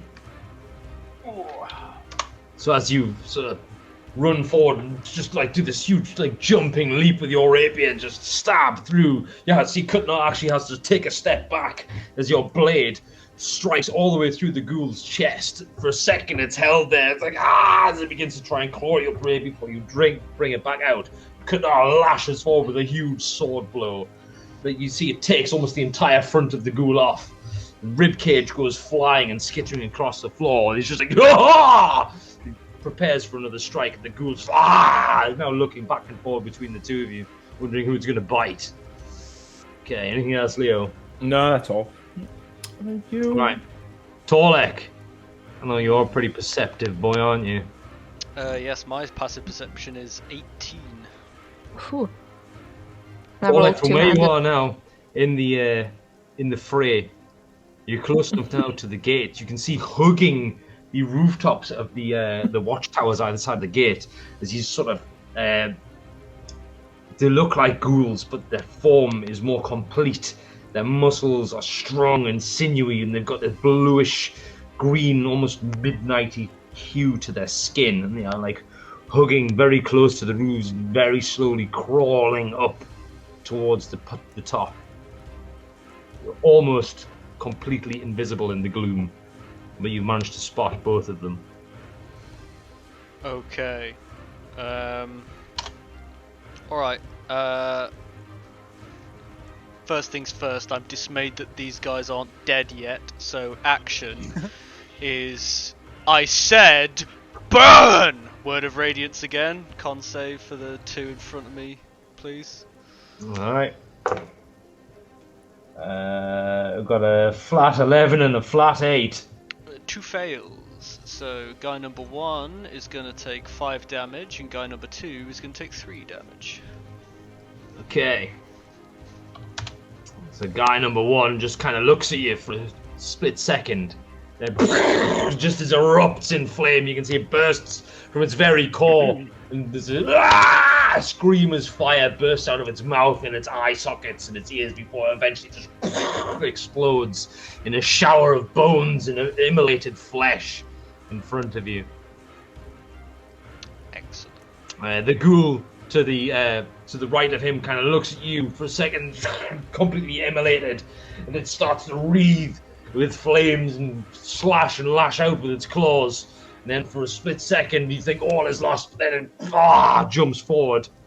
The flames die down. It's sizzling in the rain. It's barely standing. You can see almost all of its bones are exposed now, but it's still got hatred in its eyes and it's staring at you. I'll let it bring it. And then bonus action, as I've noticed these things, just point and shout, "Look out!" Just to try and attract as much attention as possible to these things on the roof that are obviously trying not to be seen. Alright, champion. Okay, so with that, on your turn, Jasail, you were able to flick your eyes in the direction that Torlek is pointing towards the roof, and you do indeed see these two forms creeping towards the other side of the roofs. These strong, muscular forms. Well, I'm not We do overly have keen on that, but I'm a bit A wee more bitey lad all up in your Yeah. gish, though. upset about this guy. So I'm gonna sidestep just down here, so I don't then cook Godfrey with a burning hands. So Go I'll for it. need a dex save off this guy. Oh, it was going to be a 17 and it's rolled onto a 7. So that's 11, 9 in total. That does not pass. nice. So that's 13 damage Ooh! to my new friend. Wow, okay. So that ghoul, as you sidestep, you see him like just lunge forward, this horrible, chaotic mess of tooth and claw coming towards you. You conjure up the fire in your hands and just force the flames forward. You catch its center mass, just for a second, just go before it's completely covered in fire. You smell this horrible stench of cooking dead flesh, and the claws go crazy inside it. It's barely standing, and again, it's hissing and steaming in the rain with its cooked form. It's completely blackened, but it still stands there, this lolling tongue and these sharp teeth. Okay, anything else, Jasail? No, I'll do for now. Alright. Cade. Okay. I'm going to move round from this ghoul to this side. Alright. Okay, and I'm going to attack the ghoul that's between me and the dwarf first. You'd have advantage if you were That one. There's a reason I'm doing it this way. There is a reason I'm doing it this way. Yeah, so I will attack that. 19. That is a hit. Okay. So that's 11. Okay. And then Bites deep into Ghoul's flesh. You feel it slash across its spine. For a second there, you feel like you're about to sever it, but it moves at the last second and you sort of clicks off its bony spine. There's a huge gash running down its back as it's trying to savage the dwarven lady. Cool. Yeah, yep, no, Right, sound. anything else, Cade? Nope. Alright, champion. Godfrey. How hurt are the ones around me looking? The two to your left are barely standing. The one to the right is looking fresh as a daisy. Fuck it. I'm just going to channel divinity. Everyone within 30 feet. Oh, okay. Interesting. Is this Radiance of the Dawn or Turn on Down? Yeah. Right into the dawn. Alright, so what are you after from me? Con saves from most of the people on 1, the 2, board. 3, 4, 5, 6, 7. Is it obscured by walls or anything like that? Okay. Nope. Doesn't. Unless it has total cover. So. Doesn't have total cover, so we've got 2 saves from the ghouls furthest inside the gates. I think they're still within they're within range of you. 5, 10, 15, 20, 25, 30. Yes, the ghouls within the gates. 10, 15, 20, 25, 30. Which is that one and that one. They both save. The ghouls outside the gates do not save. And the ghouls atop the gates, the weird ghouls atop the gates, we've got a... Oh, motherfucker, where is it? We've got a 19. Still takes half. And... a 17. Yep, so they both take half. So everything that failed takes 15 radiant damage and everything else takes half. That's just 7. Okay. Bosh! That one's just having a bad day. Amazing. Alright. Okay. Okay, so you watch as just like ghouls just immolate all around you. This beautiful radiant light spilling forth and got this huge aura as ghouls just completely consumed by this brilliant white light. Their bones and flesh bleach and fall to the floor. It's this gentle off all of their remains lying around. You just see Kutnaj like, yeah! Chul is just brain their chests now, watching this amazing feat of beautiful light just completely immolate all of their enemies. And then for my Okay. bonus action, I'll move the flaming sphere 30 feet. So. I'm just going to bounce it off this guy. And the 2 orc guys will have to use their brains and move. Alright. Okay. Oh, that's good. Unfortunately he's rolled a natural 20. Well, he still takes If it was half. a rule. Yeah, we'll lose the dex. He takes so half of 7, 3. 3. Okay. Because these guys are high up, right? So I couldn't have got them. Yeah, those guys are quite high up. The towers themselves are about 25 feet, and then the roofs are on top of another 10 foot on top of that. Okay. So it's just out of range. If they were right on the edge of the roof, I would have let you. Well, Just it doesn't. send it straight it up. only goes over small things anyway, apparently. Oh, does it? Yeah, so you can't Plus you like can't just have it flying all streak it. about all over the place. Well, I mean that's something, I suppose. Okay. Alright, so we do the remaining ghouls that are up. So the one that is being bounced upon with the flaming sphere is going to lash out at Kutnar. Oh god, he fucking hits. That's not good. Come on, Kutnar. You're a big burly orc. Oh no! Don't die, Kutnar! Leo, you see Kutnar like as he's slamming his chest, he turns to his brother Chul. He's like, yeah, just doesn't see this ghoul claw come out of nowhere. You see it scratch all across his shoulder and up his neck. For a second, he's like, and grabs the claw and throws it back, throws the ghoul back, brings his sword up, and you can see just the breath comes out of him. He just sort of collapses where he is with the sword still in hand, lying on the floor. Kudnar is paralyzed. Nice. The with- ghoul needs to make another dex save. Alright. 16 this time. Succeeds, so it takes another 3 fire damage. Alright. With that slasher tool, he just is immolated by the flaming sphere. But there's like laugh as he goes up. Alright, the one between the Dwarven Lady and you, Kate, is going to take a slash at you with his claws. Ooh, that's pretty shit to hit. What's going on with my dice this evening? Good lord. 15 to hit. Nope. You manage to definitely sidestep out the way of it. You see the Dwarven Lady come with this huge overhead swing with her warhammer. Has that lad been... Oh yes, he has. Okay, you hear this dull thud and a crunch of bones as the warhammer travels through its spine and out the front of its body, completely destroying the ghoul in front of you, leaving it splayed and spatchcocked on the floor. Okay.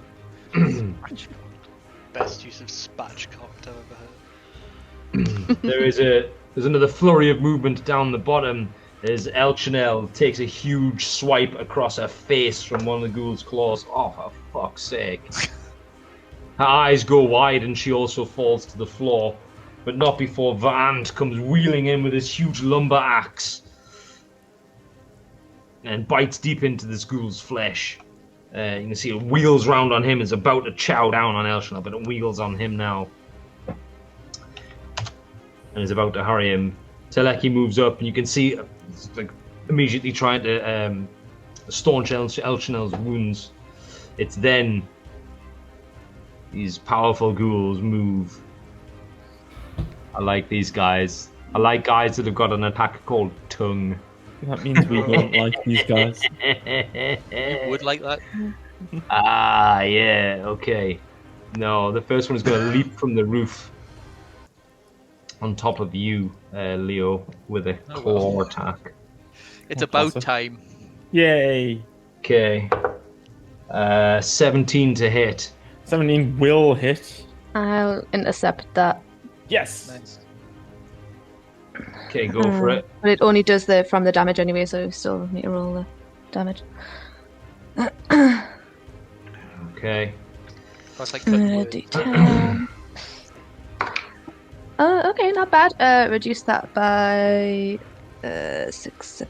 So whatever damage it does, reduce by 8. Nice. Reduced by 8. Okay, that's pretty good. That's pretty good. Ooh, it's done 13 damage, so you take a big old 5. Big old 5. Brutal, thank you. 13 damage. Big old 5 damage from the claws. Okay. And you feel this burning sensation go through your body. And then for a split second, it feels as if your muscles are contracting, but you've managed to shake it off somehow. Very specific wording on that claw attack, which I didn't read before I meant to jump at you. Alright. Then you see this horrible, distended jaw open on the ghoul. And there's this long, horrible tongue. This like bright pink tongue with barbs on it. comes dangling out of its mouth, and it immediately lashes out towards you, aiming to strike your face. Oh, fucking hell. An 11. That's a miss. That's a miss. That's probably good enough for you. No tongue for you. Do you manage to like quickly dodge out of the way of this huge tongue? Yes. And this one is going to we're going to have a very similar turn of events with this chap. We're going to leap down towards you, Godfrey. But as it does so, it's going to go for the tongue in the air. It's going to go for a flying tongue at you. Tongue in the air like it just don't care. Oh, fuck it. It's rolled a natural 2, so it's just going to like slap into the ground next to you into the mud as you step aside. It's going to follow it straight up with a claw attack. Plus 5, so that's going to be an 18. Warden Flare. Warden Flare. For God's sake. Here we go. Woo, fuck! That's like millions better. 23. Okay, well. Yep. So it's... Okay. Well, the 18 would hit, yeah. Ah, motherfucker. 8 points of slashing damage from the claws, and a Constitution saving throw, please. 13. 13, that's more than enough. You feel the sting of the poison rush through your body, but again, the adrenaline pumping through your veins is more than enough to shake off the effects. You can see this creature now is like crawling around in front of you. There we go. That's what they look like. Yeah. Pretty cool. Pretty cool. All right. Pretty cool. Okay, so Chul is going to he's going to run past the flaming sphere down here. It's gone out now anyway. I failed my... Has it? Back. All right. I don't need Actually, because of that, Chul will run to his brother and sort of like hold. You can see him like leaning over Kana going, Kana! Kana! The battle is not yet done! And he's like slapping his face, trying to bring him round out of it. Okay, and let's see what you can do. What can Stizzler? Can Stizzler fucking hit that? Stizzler can hit that. Motherfucker, Stizzler.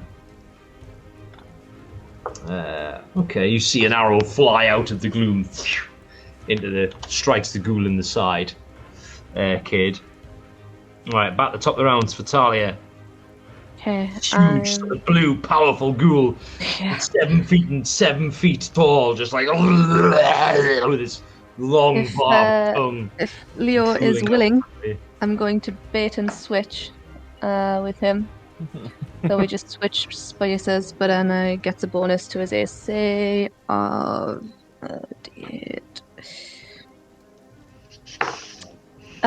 5 bonus to your AC until the end of my next turn. Oof. Ooh.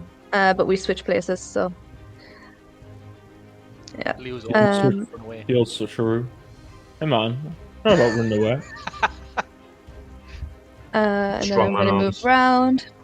It's not about And- taking unnecessary damage. take a swing at this horrible thing An advantageous swing. with advantage, thankfully, because wow, that was Yeah. shit. Come straight. 16. 16 is enough to get through its tough, leathery skin. Okay. And then 8 damage. 8 damage. So as you slash forward with the sword, you feel it bite into this tough, leathery skin, but it doesn't go as far in as you think it's going to. You wrench on it, you leave a huge slash across its back, but this thing is incredibly tough. And that's it for me. Alright. Leo. With my new bait and switched advantageous position, I'll have a swing at it too. You double team, sword swipes and slashes flashing out towards this horrible midnight blue ghoul. Well, the first Advantage. one's 6, so I'll roll that again. Oh! Nat 20. Nice. Oh! Absolute. The huge sword swipe across its back left a perfect opening with its chest. You plunge forward with the rapier, biting deep into the ghoul's flesh. do it. And on that, you get 11. Oh, Damage. motherfucker. You feel like it punches through the chest. You know you've completely knackered this thing's lung. You feel it punch through breastplate and everything. Just bring the sword out that's covered in this sort of dark blue-black blood with pieces of lung stuck to the end of your rapier. There's a huge hole in his chest. Like sort of coughing up bits of its insides now onto the floor. It looks like that really hurt it.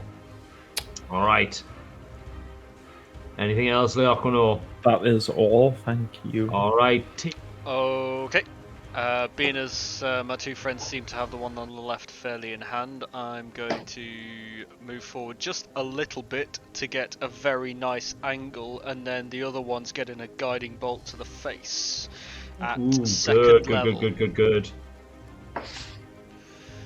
That's going to help. 24 to hit. Nice. No. Of course it does. These things have got a natural AC of 15. And because it was second level, it's taking 5d6 radiant, which is 19 points of radiant damage.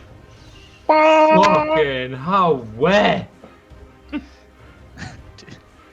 Take that. You leave my Godfrey alone.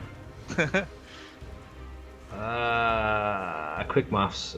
Fuck, Jesus. Alright, with that guiding bolt. Quick maths, fuck Jesus. Yeah. That guiding bolt, you see like its tongue launches out of its mouth, and you can see it's going to wrap around, it's going to lash out, trying to wrap around on Godfrey.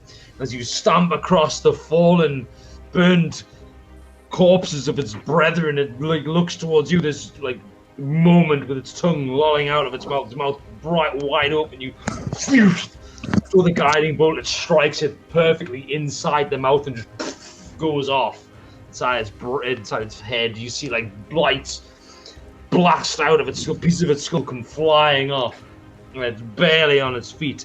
There's just this dark blue blood running down from where like the top half of its skull is completely missing. Amazing. And then I'm going to use the rest of And my it begins to glow. It begins to glow, and I'm going to use the rest of my movement to run up behind it and start harrying it with the mace and just say, "Finish him, Godfrey!" Okay, wonderful. Jasail. Then just say ice nice for both.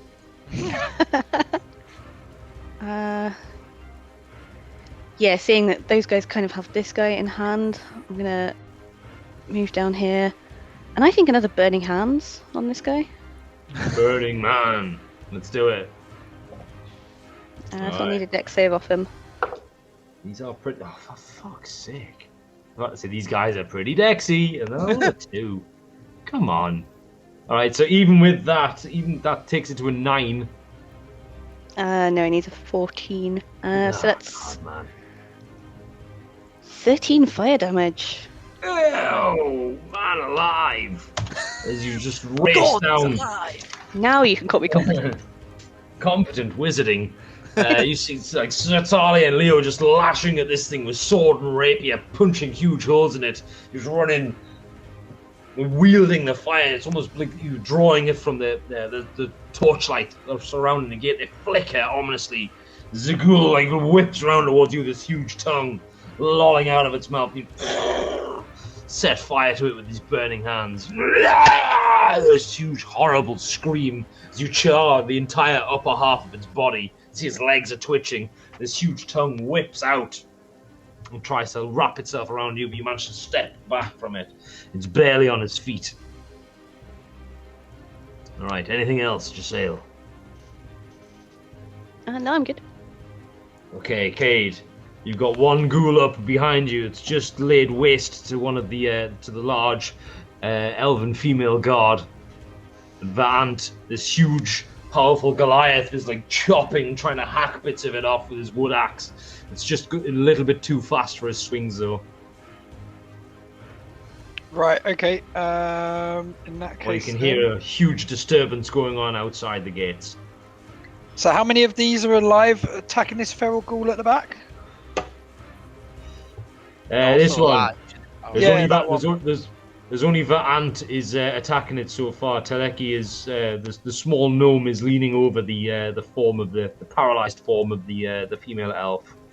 Oh, there's also Stizzler. Stizzler, the hunter at the back, is shooting it with arrows, sort of somewhat competently. Right. Okay, I'm going to, I'm going to position, I'm going to flank it. That'll put me in flanking position, correct? Nope. That Nope. won't. There you go. That'll put me in flanking position of it. Yeah. Okay, 1 second. Right, okay. No worries. I have advantage to hit. Doesn't look like there's a lot of it left. No, I'm just going to do a good old-fashioned chop on it. 21. That's enough. Your sword bites deep into ghoul flesh as it dodges out the way of one of Vatan's huge haymaker swings with his lumber axe. 14. 14. You stab deep into the back of this ghoul and then drag the sword out the side. You feel like ribs break underneath the weight of your blow, and you just completely rip the side of this thing open. It twitches and falls to the floor, gasping and twitching its last. It's still trying to claw at you before it finally goes still and crunches up on the floor. You have Do I notice any other enemies nearby within, like, an immediate area? You only Or are they all notice outside? the commotion outside of the gates. Okay, I used the remainder of my movement to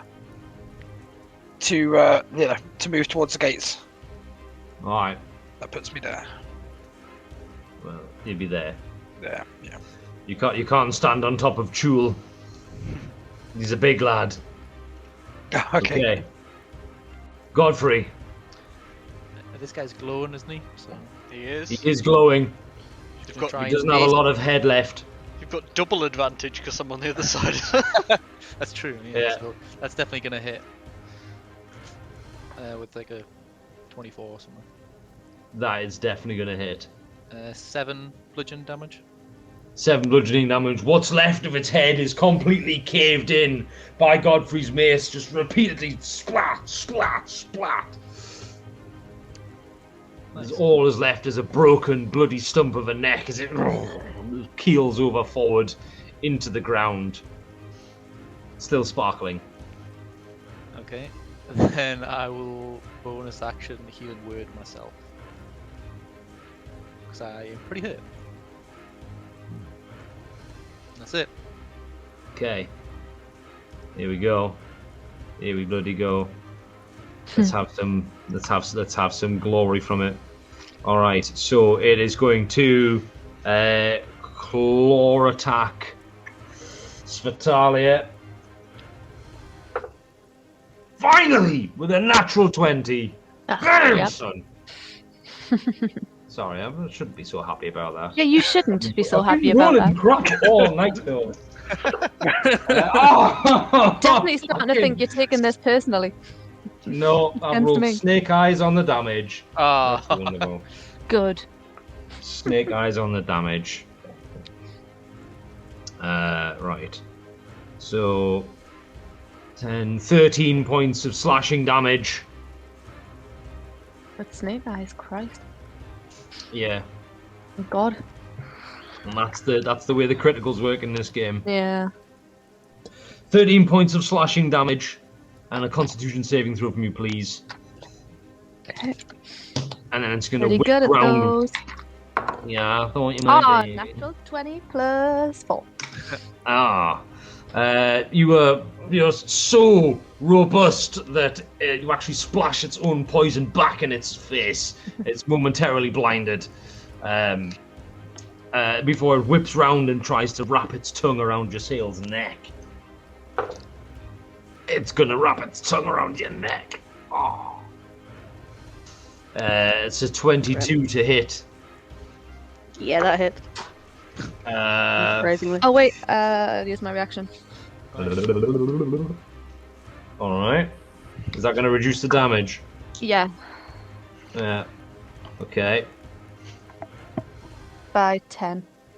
By 10. Oh, well, that's pretty good because it only rolled 5 damage. Oh, well, there you go. Nice. That's good. You heal for 5. I'm joking. you just put its tongue off before it even arrived.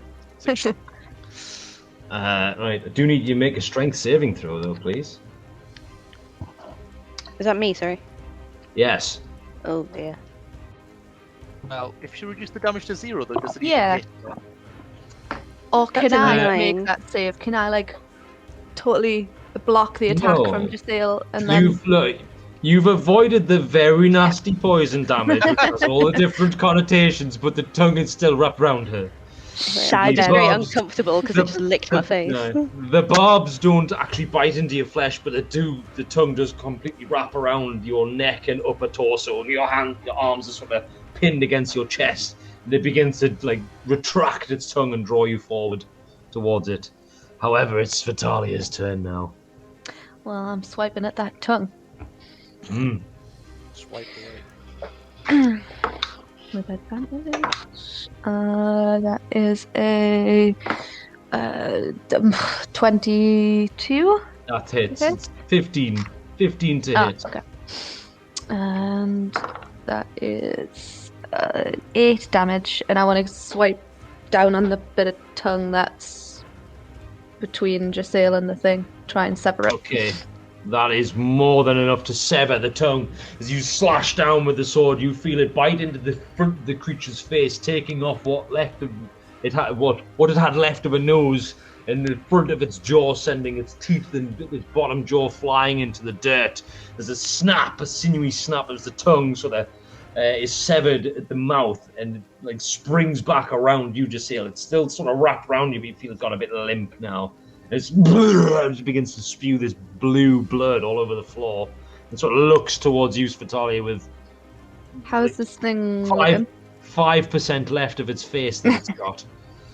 Okay. It barely looks like it knows where it is. It's Alright. having a very bad day. I'm gonna bonus action second wind just in case, and then that's it for me. Okay, Leo, you're up. 9. I heal 9. Well, then it's time for another swing at this guy. Stab with the rapier. It's gonna be a 17. That's a hit. Woo! And 8 damage. 8 damage. Leo, how do you want to do this? It's gonna go straight down his throat, I'm afraid. Oh, excellent. Piercing the Alright. tongue on the way I down. was gonna say there ain't much tongue left in the way. There's not much tongue, so as it turns to meet Leo's attack, it tries to bellow at him. This blue blood comes spilling out of its throat as you just ram the rapier down.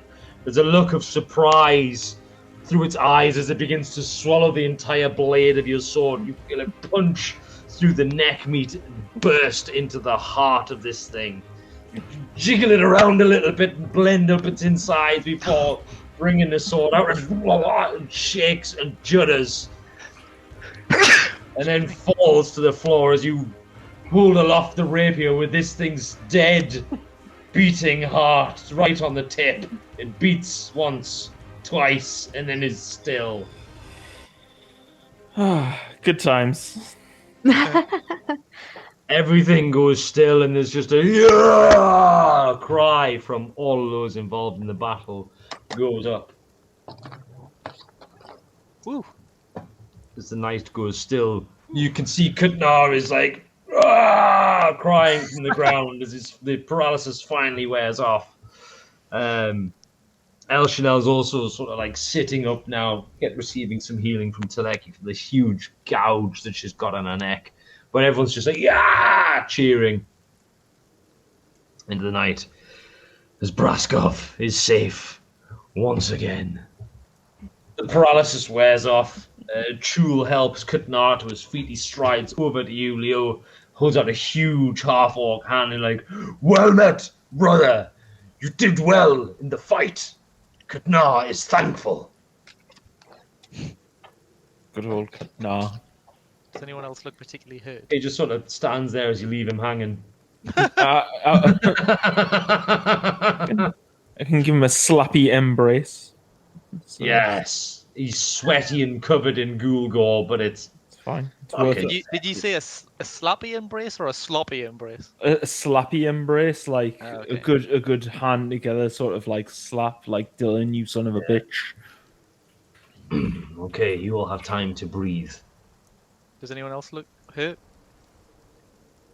You can see that the other person that looked pretty badly hurt that's not in your party is Elshanel at the back, but Torlek's like, already working magic on it. You can see the wounds beginning to heal ever so slightly, and then he sort of realizes where he is and like helps her to her feet and begins to bring her back further down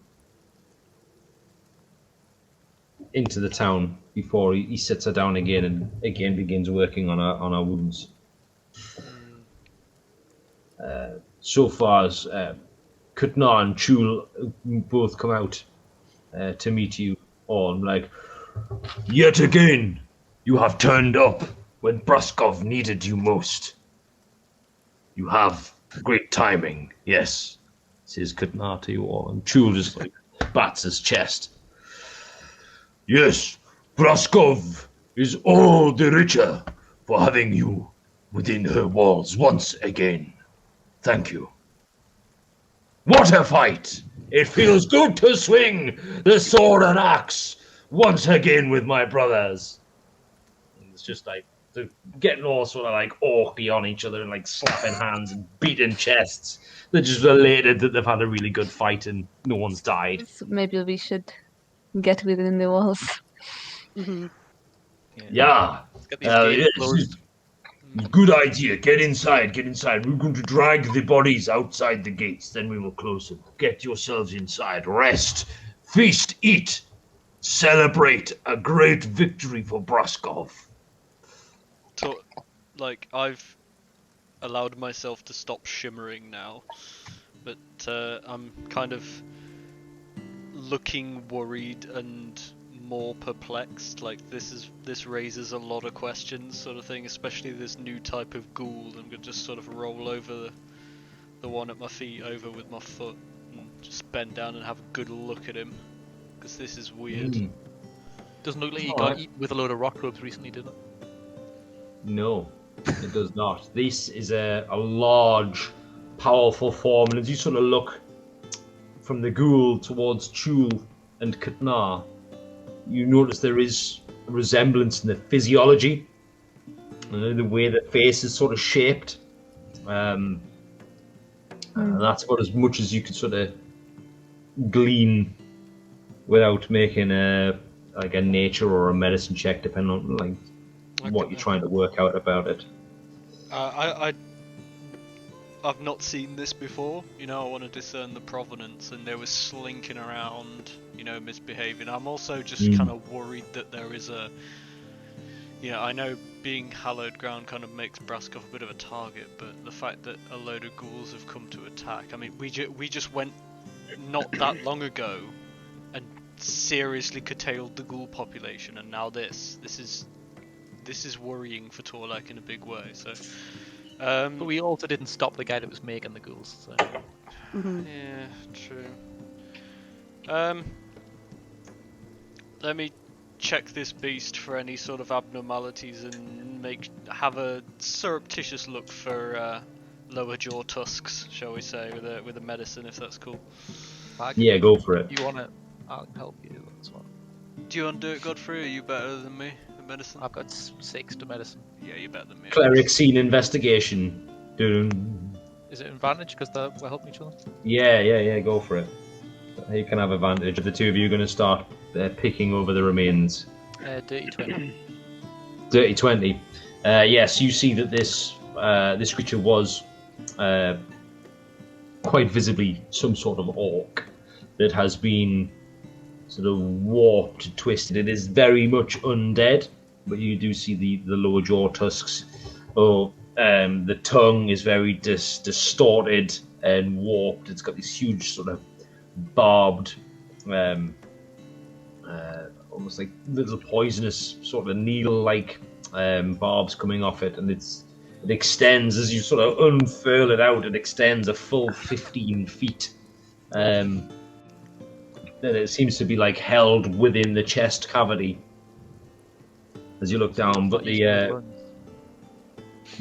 hands and feet are sort of, they have long claws on them, but there's also like small sort of almost like little barbs on the palms of the hands and feet as well, which you assume would give this creature like an incredible climbing ability.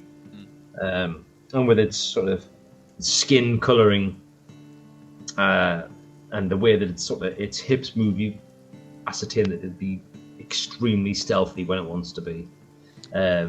Also, given that you didn't see it on your when you first arrived, it's some sort of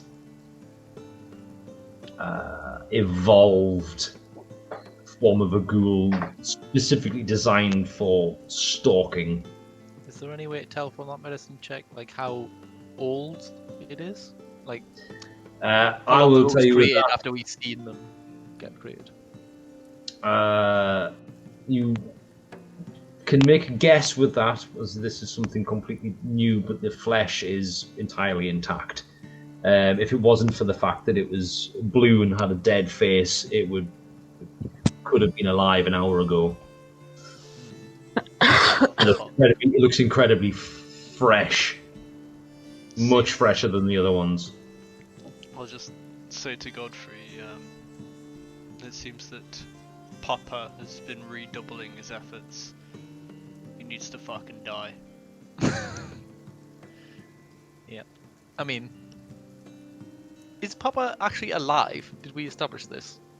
Or is he like a half ghoul thing himself? Don't care if he's died before, he's gonna die again. Right, well, yeah. Be nice if we could lure him out of his warren. That'll be good. Don't care if we have to go straight back into that cave, he's an abomination and he's gonna die. And Torlek is like, really fucking wants that guy. Like, after being stalagmited. Last time. after being stalagmited, he hated him to begin with, but now he really wants that guy. Svatala, as you walk in through the gates, you see this huge, sort of bare-chested Goliath with this massive woodcutter's axe. You walk in past him, he just looks down his nose at you and then gives you a very sort of respectful bow. Bats his chest once. And as you sort of approach this wild-haired man that's sort of standing in amongst all this ghoul detritus on the floor, you can see the dwarven guard sort of approaches him and goes, "No, you fight pretty well for a newcomer. Glad we let you in. You did well. Thank you, Braskov. Thanks you." And she turns to you and goes, "And I'm glad you came back when you did too. We'll see you found what you're looking for." I give a curt nod, but don't say anything. Yes, I did. We were successful. To a degree. I'm glad you bring them back when you did. And she extends an arm out to both of you in turn and goes, "I'm Rada. It's my job to guard the gates. I could not have done that job without you this evening, so you have my thanks." Shake her hand and give her a nod. She nods back at the both of you, and then immediately, you just see her like grabbing ghoul corpses and lifting them onto her shoulder and dragging them, starting to drag them out of the gate. She's swooping three up in her huge muscly arms. She just sort of starts shifting them out the gate. You can see Vant is scooping up what he can, moving them outside of the gates. I guess I'll muck in. Getting rid of the Yeah. bodies. Do the same, I'll muck in. Once And they're all piled up, I'll just burn enhance them. Oh, nice. Okay, so we'll have a big old pile there. I mean, you can scoop up most of what there is. Quite a few of them were completely exploded. So there's bits of rib cage and bone and the odd leg and hand just laying strewn about. There are loads of teeth all over the place. They're all shag nasty as hell. They're all really I'll shag get nasty. 13 fangs. Fucking hell. You can 13 do. They're all canines. yellowed and black. No, I'm and just joking. Oh, fucking grim. Just get Yeah. all molars and put them all throughout your mouth. Imagine that. Yeah. What a nightmare is that? You can eat grass Looking like and a- anything then. Like a I was gonna say, brachiosaurus I'll just eating be a leaves. herbivore. Yeah. No, I We see is- recently went vegetarian. Yeah. Once the bodies have been moved, and Torlek's satisfied that Elshnel's going to make it, he comes in and goes, "Friends, it is so good to see you all again. Thank you. You could not have timed your return any better." He looks to you all and goes, "Did you find what you were looking for in the Hagsmire?" He turns to you, Jasil. He goes, "Did you get the cure?" Yeah, we got it. Ah, this warms my heart. This is wonderful news. Come, quick, get inside. We need to close the gates. I'm burning the ghouls. Mm-hmm. Chul and Katnar just standing watching you, just sort of chuckling to themselves. They love the fact that you're setting them on fire. Okay. As I walk up next to Torlek, I'm giving him a big old grin because I love this guy, and I'm like, "I'm back!" and just kind of point at the big gaping shoulder wound, just like. He just goes, "Indeed, you know where to see me. I'll be in the chapel. Please come along if you need any help. It is good to see you all, friends. Yet again, Braskov owes you a debt." I'll just nod at him through me, past me eye patch when I find him. Oh, there he is. As you look at him with your eye patch, he's like, "What happens there? I apologize, Godfrey. Was that maybe outside my knowledge? I don't know if I can do anything for that. Well, that's okay. I have to. Well, I had But to. for the rest I of have you, one. cuts, scrape, bruises, I will help. Meet me. You know where to meet me in the chapel when you are ready." So Torlek begins to walk off towards the chapel. As he walks past you, Cade, he goes, "My friends, are you injured? You did well. Thank you so much for your help defending Braskov. I know you've only just recently arrived, but it was very much appreciated, everything that you did this evening." I give him the curt nod as well and say it was nothing. "Oh, my friend, it was not nothing. It was most definitely something. You were there when we needed you. There are not many travelers that would do this." And he turns around and goes, "Though we are seeing it more and more here in Braskov, it's something that I would work to continue." Literally, I say to him, it was nothing. It's all part of what needs to be done. Good. Walk in the light, my friends. Those of you that need I'm gonna speak to help, these two orcs and ask. follow me to the Chapel of the Fallen. I will mend your wounds. And you can see he walks over to Elshanel and sort of helps her to her feet. Like, "Come with me. We'll get you seen to." I was gonna ask the two orc if this is the first attack that they've had since we left. So as you were formulating that question in your mind, you remember that you saw bodies on the floor, littering the ground.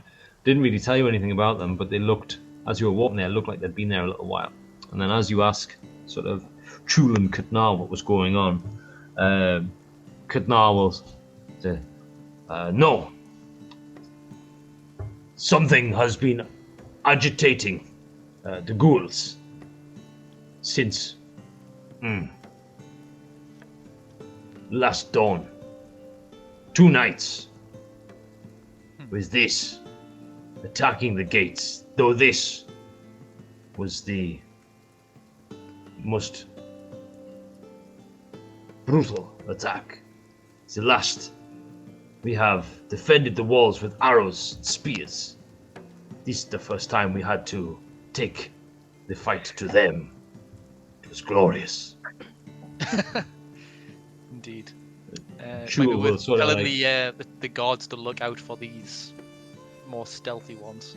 He was just about to say, "We've never seen a ghoul like this before. This is new. Something strange. They've been acting weird. Normally they don't stray from the strangled thorns, but now they come brazenly across our bridge. Something has got wrong in the strangled thorns. I do not like it. It sets me on edge." There was not much right in the Stranglethorns to begin with. But As you I say agree. that, Kutnar's like, "Ha ha ha! The place is rotten. I agree. Kutnar finds this funny." It's good to see you're in good spirits. Can we ask Kentnar about those that family that they sent on their way? If they were like stand and watch over the gate and find out why they denied the entry and what their story was. Yeah, so as you do that, Chul will step in like, "We subject everyone now to questioning." I didn't like that ominous pause. Subject Subject everyone to questioning. Questioning. What do We you need ask? to protect Braskov. So, before anyone enters, they have to speak to Tivana. Then she will see into their minds to see if they have heard the whisper. We do not know what effect it will have coming into the hallowed grounds with the whisper in your mind. Okay, so they think it must have been a whisper then. We have had Fair enough. troubles since you They have to left. look. Wait, you haven't even let anyone who's heard a whisper even try standing in the hallowed ground. No. We let family in from the south not too long ago. It Yes, came from Vasseldorf, we've place heard. of whispers and deceit. Gerhard and his family, we heard on the road. As you say, Gahat, he spits in the floor. Gahat! That piece! He and his family murdered 12 before he took them down. What? They came in with an ulterior motive. We let them in, thinking they were seeking refuge in our hallowed grounds. Gerhat spoke. Kutna and Chul made him talk before he died. They were sent here to gain entry into the town, to kill, cause chaos. They killed 12 in one night before we took them down. And then he looks around and he points to his, and that is when we notice that the area that is protected has grown smaller. This is very bad. So now we have to ask everyone that comes to the gate. Nirvana must see into their minds.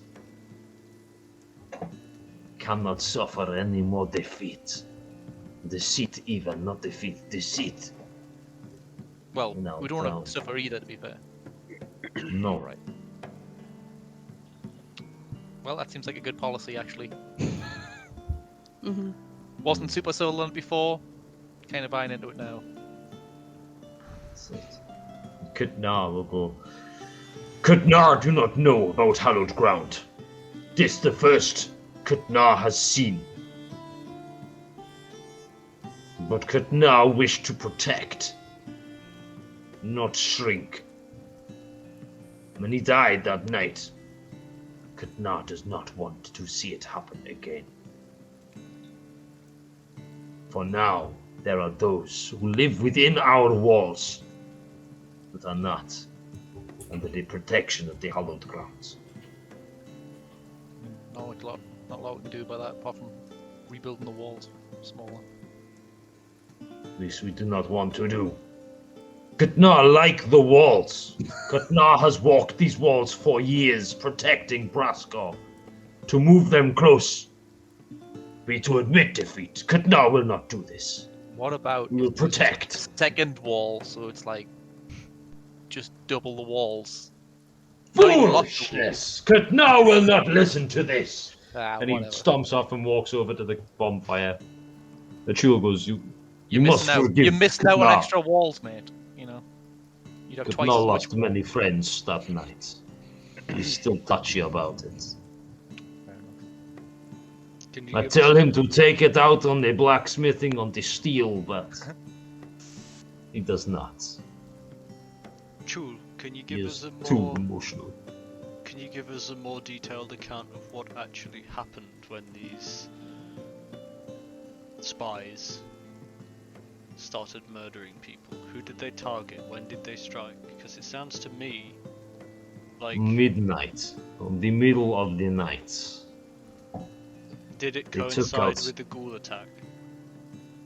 No, this was 3, maybe 4 nights ago.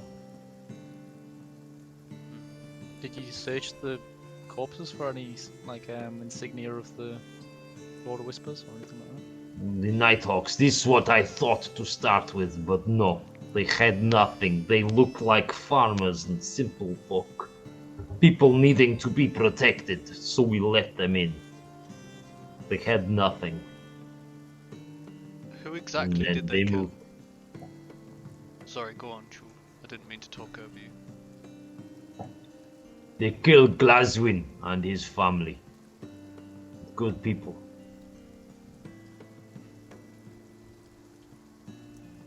Sounds like The the fishermen. them and getting his in and causing daughters. chaos actually diminishes the hallowed zone. It's like attrition. It was murder in cold blood. For no other reason than jealousy from Vasseldorf. Are we sure that that was their motivation? Quite sure they were paid.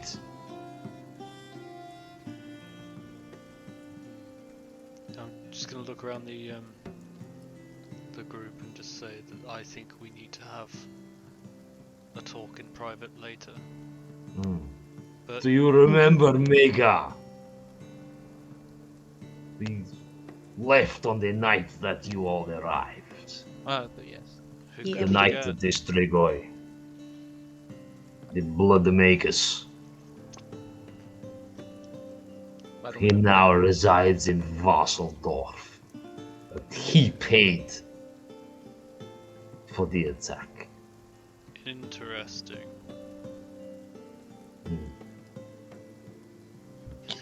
Alright, yeah, let's get. I mean, the gate. Oh, the gate's closed and everything now. I assume. We're inside. Yes.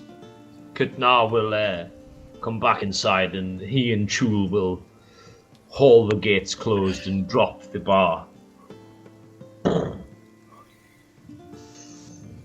so Chul, this diminishing of the hallowed ground area, did that happen after the incident with Gahat and the murders, or did it happen sooner after we left? No. As soon as the murders started, in one part of Blaskov, down by the docks, Glaswin's family began to be murdered, and we ran to try and stop it, to catch, to save. Mitza, who lives, and he points to the roundhouse just behind you. Mitza came running and said that the hallowed was shrinking.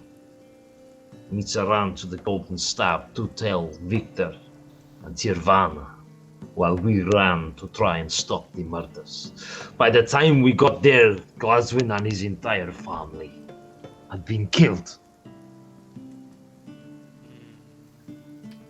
Then we speak to Mitze and see that the hallowed ground has shrank. I know a little bit about It happened ground. exactly the same time. Is it something I've heard of before? No, not you. Same Torlek. question. Yeah. Same question. Yeah. So make a history check, Torlek. Okie dokie. +6. This will be good. 16. 16. Okay. You are, as they're telling you this, you are reminded of a criminal, the only criminal from where you are from in many, many years, who called Farvey Nast, a young drow wayfinder who killed Dresner Garsoy in jealous rage after too much ale in the place that you were from. And the council deliberated on what to do with him, as they had not had a murder in decades.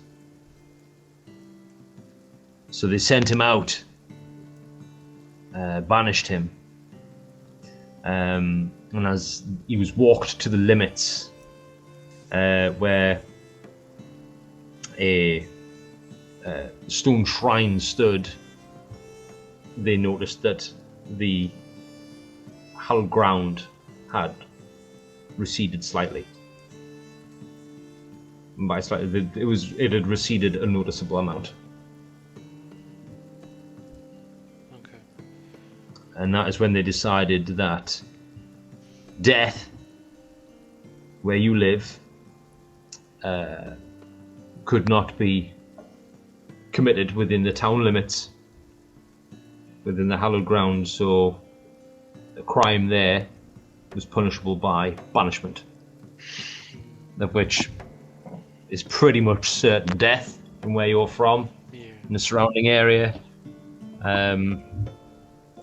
But it's better that it happens outside of the hallowed ground rather than inside.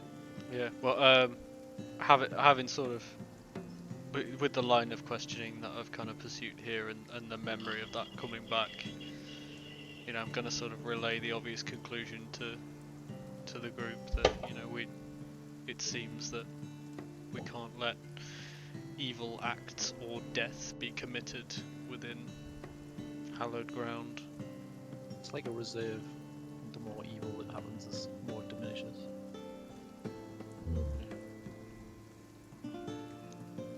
I'm just gonna sort of look over at the stranger. He's just kind of standing there taking this in, and just kind of give a sort of nod in greeting. Not quite sure what to make of another new person after just hearing that a new person murdered an innocent family. But I have just seen him chop up some ghouls, so. And I cleared through the gate, so I can't be. I'm not being influenced by whispers at the moment. You can just ascertain that much. I look at him and I say, "Ask your questions." Nice to meet you too, stranger.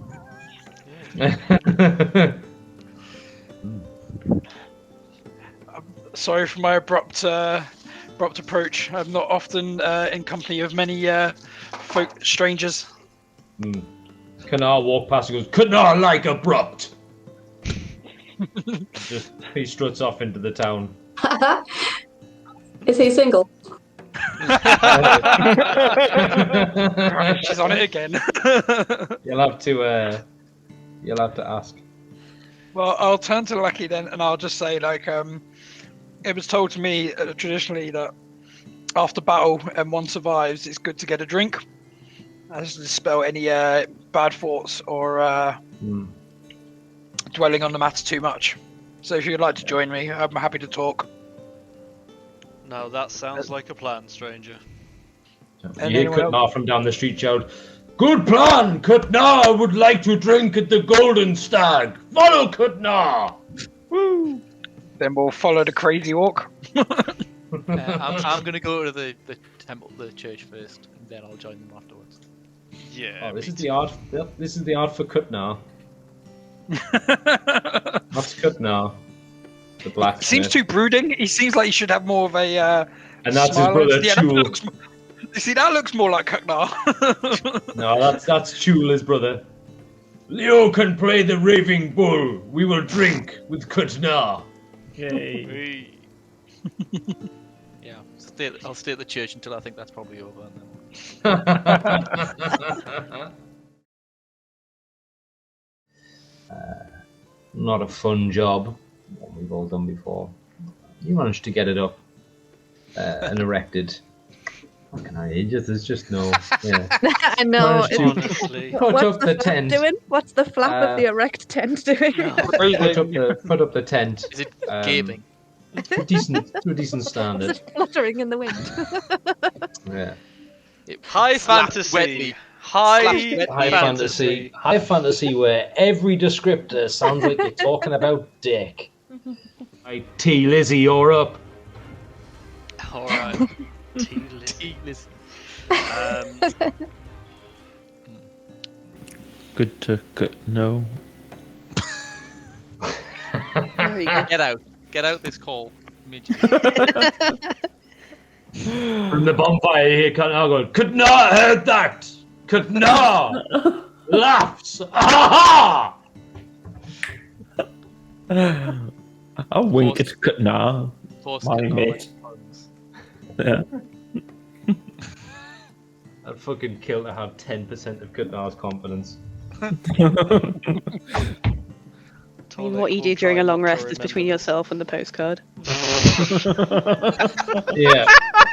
And God creepy damn. watching deer thing, by the way. It was just leaning over him like, yeah.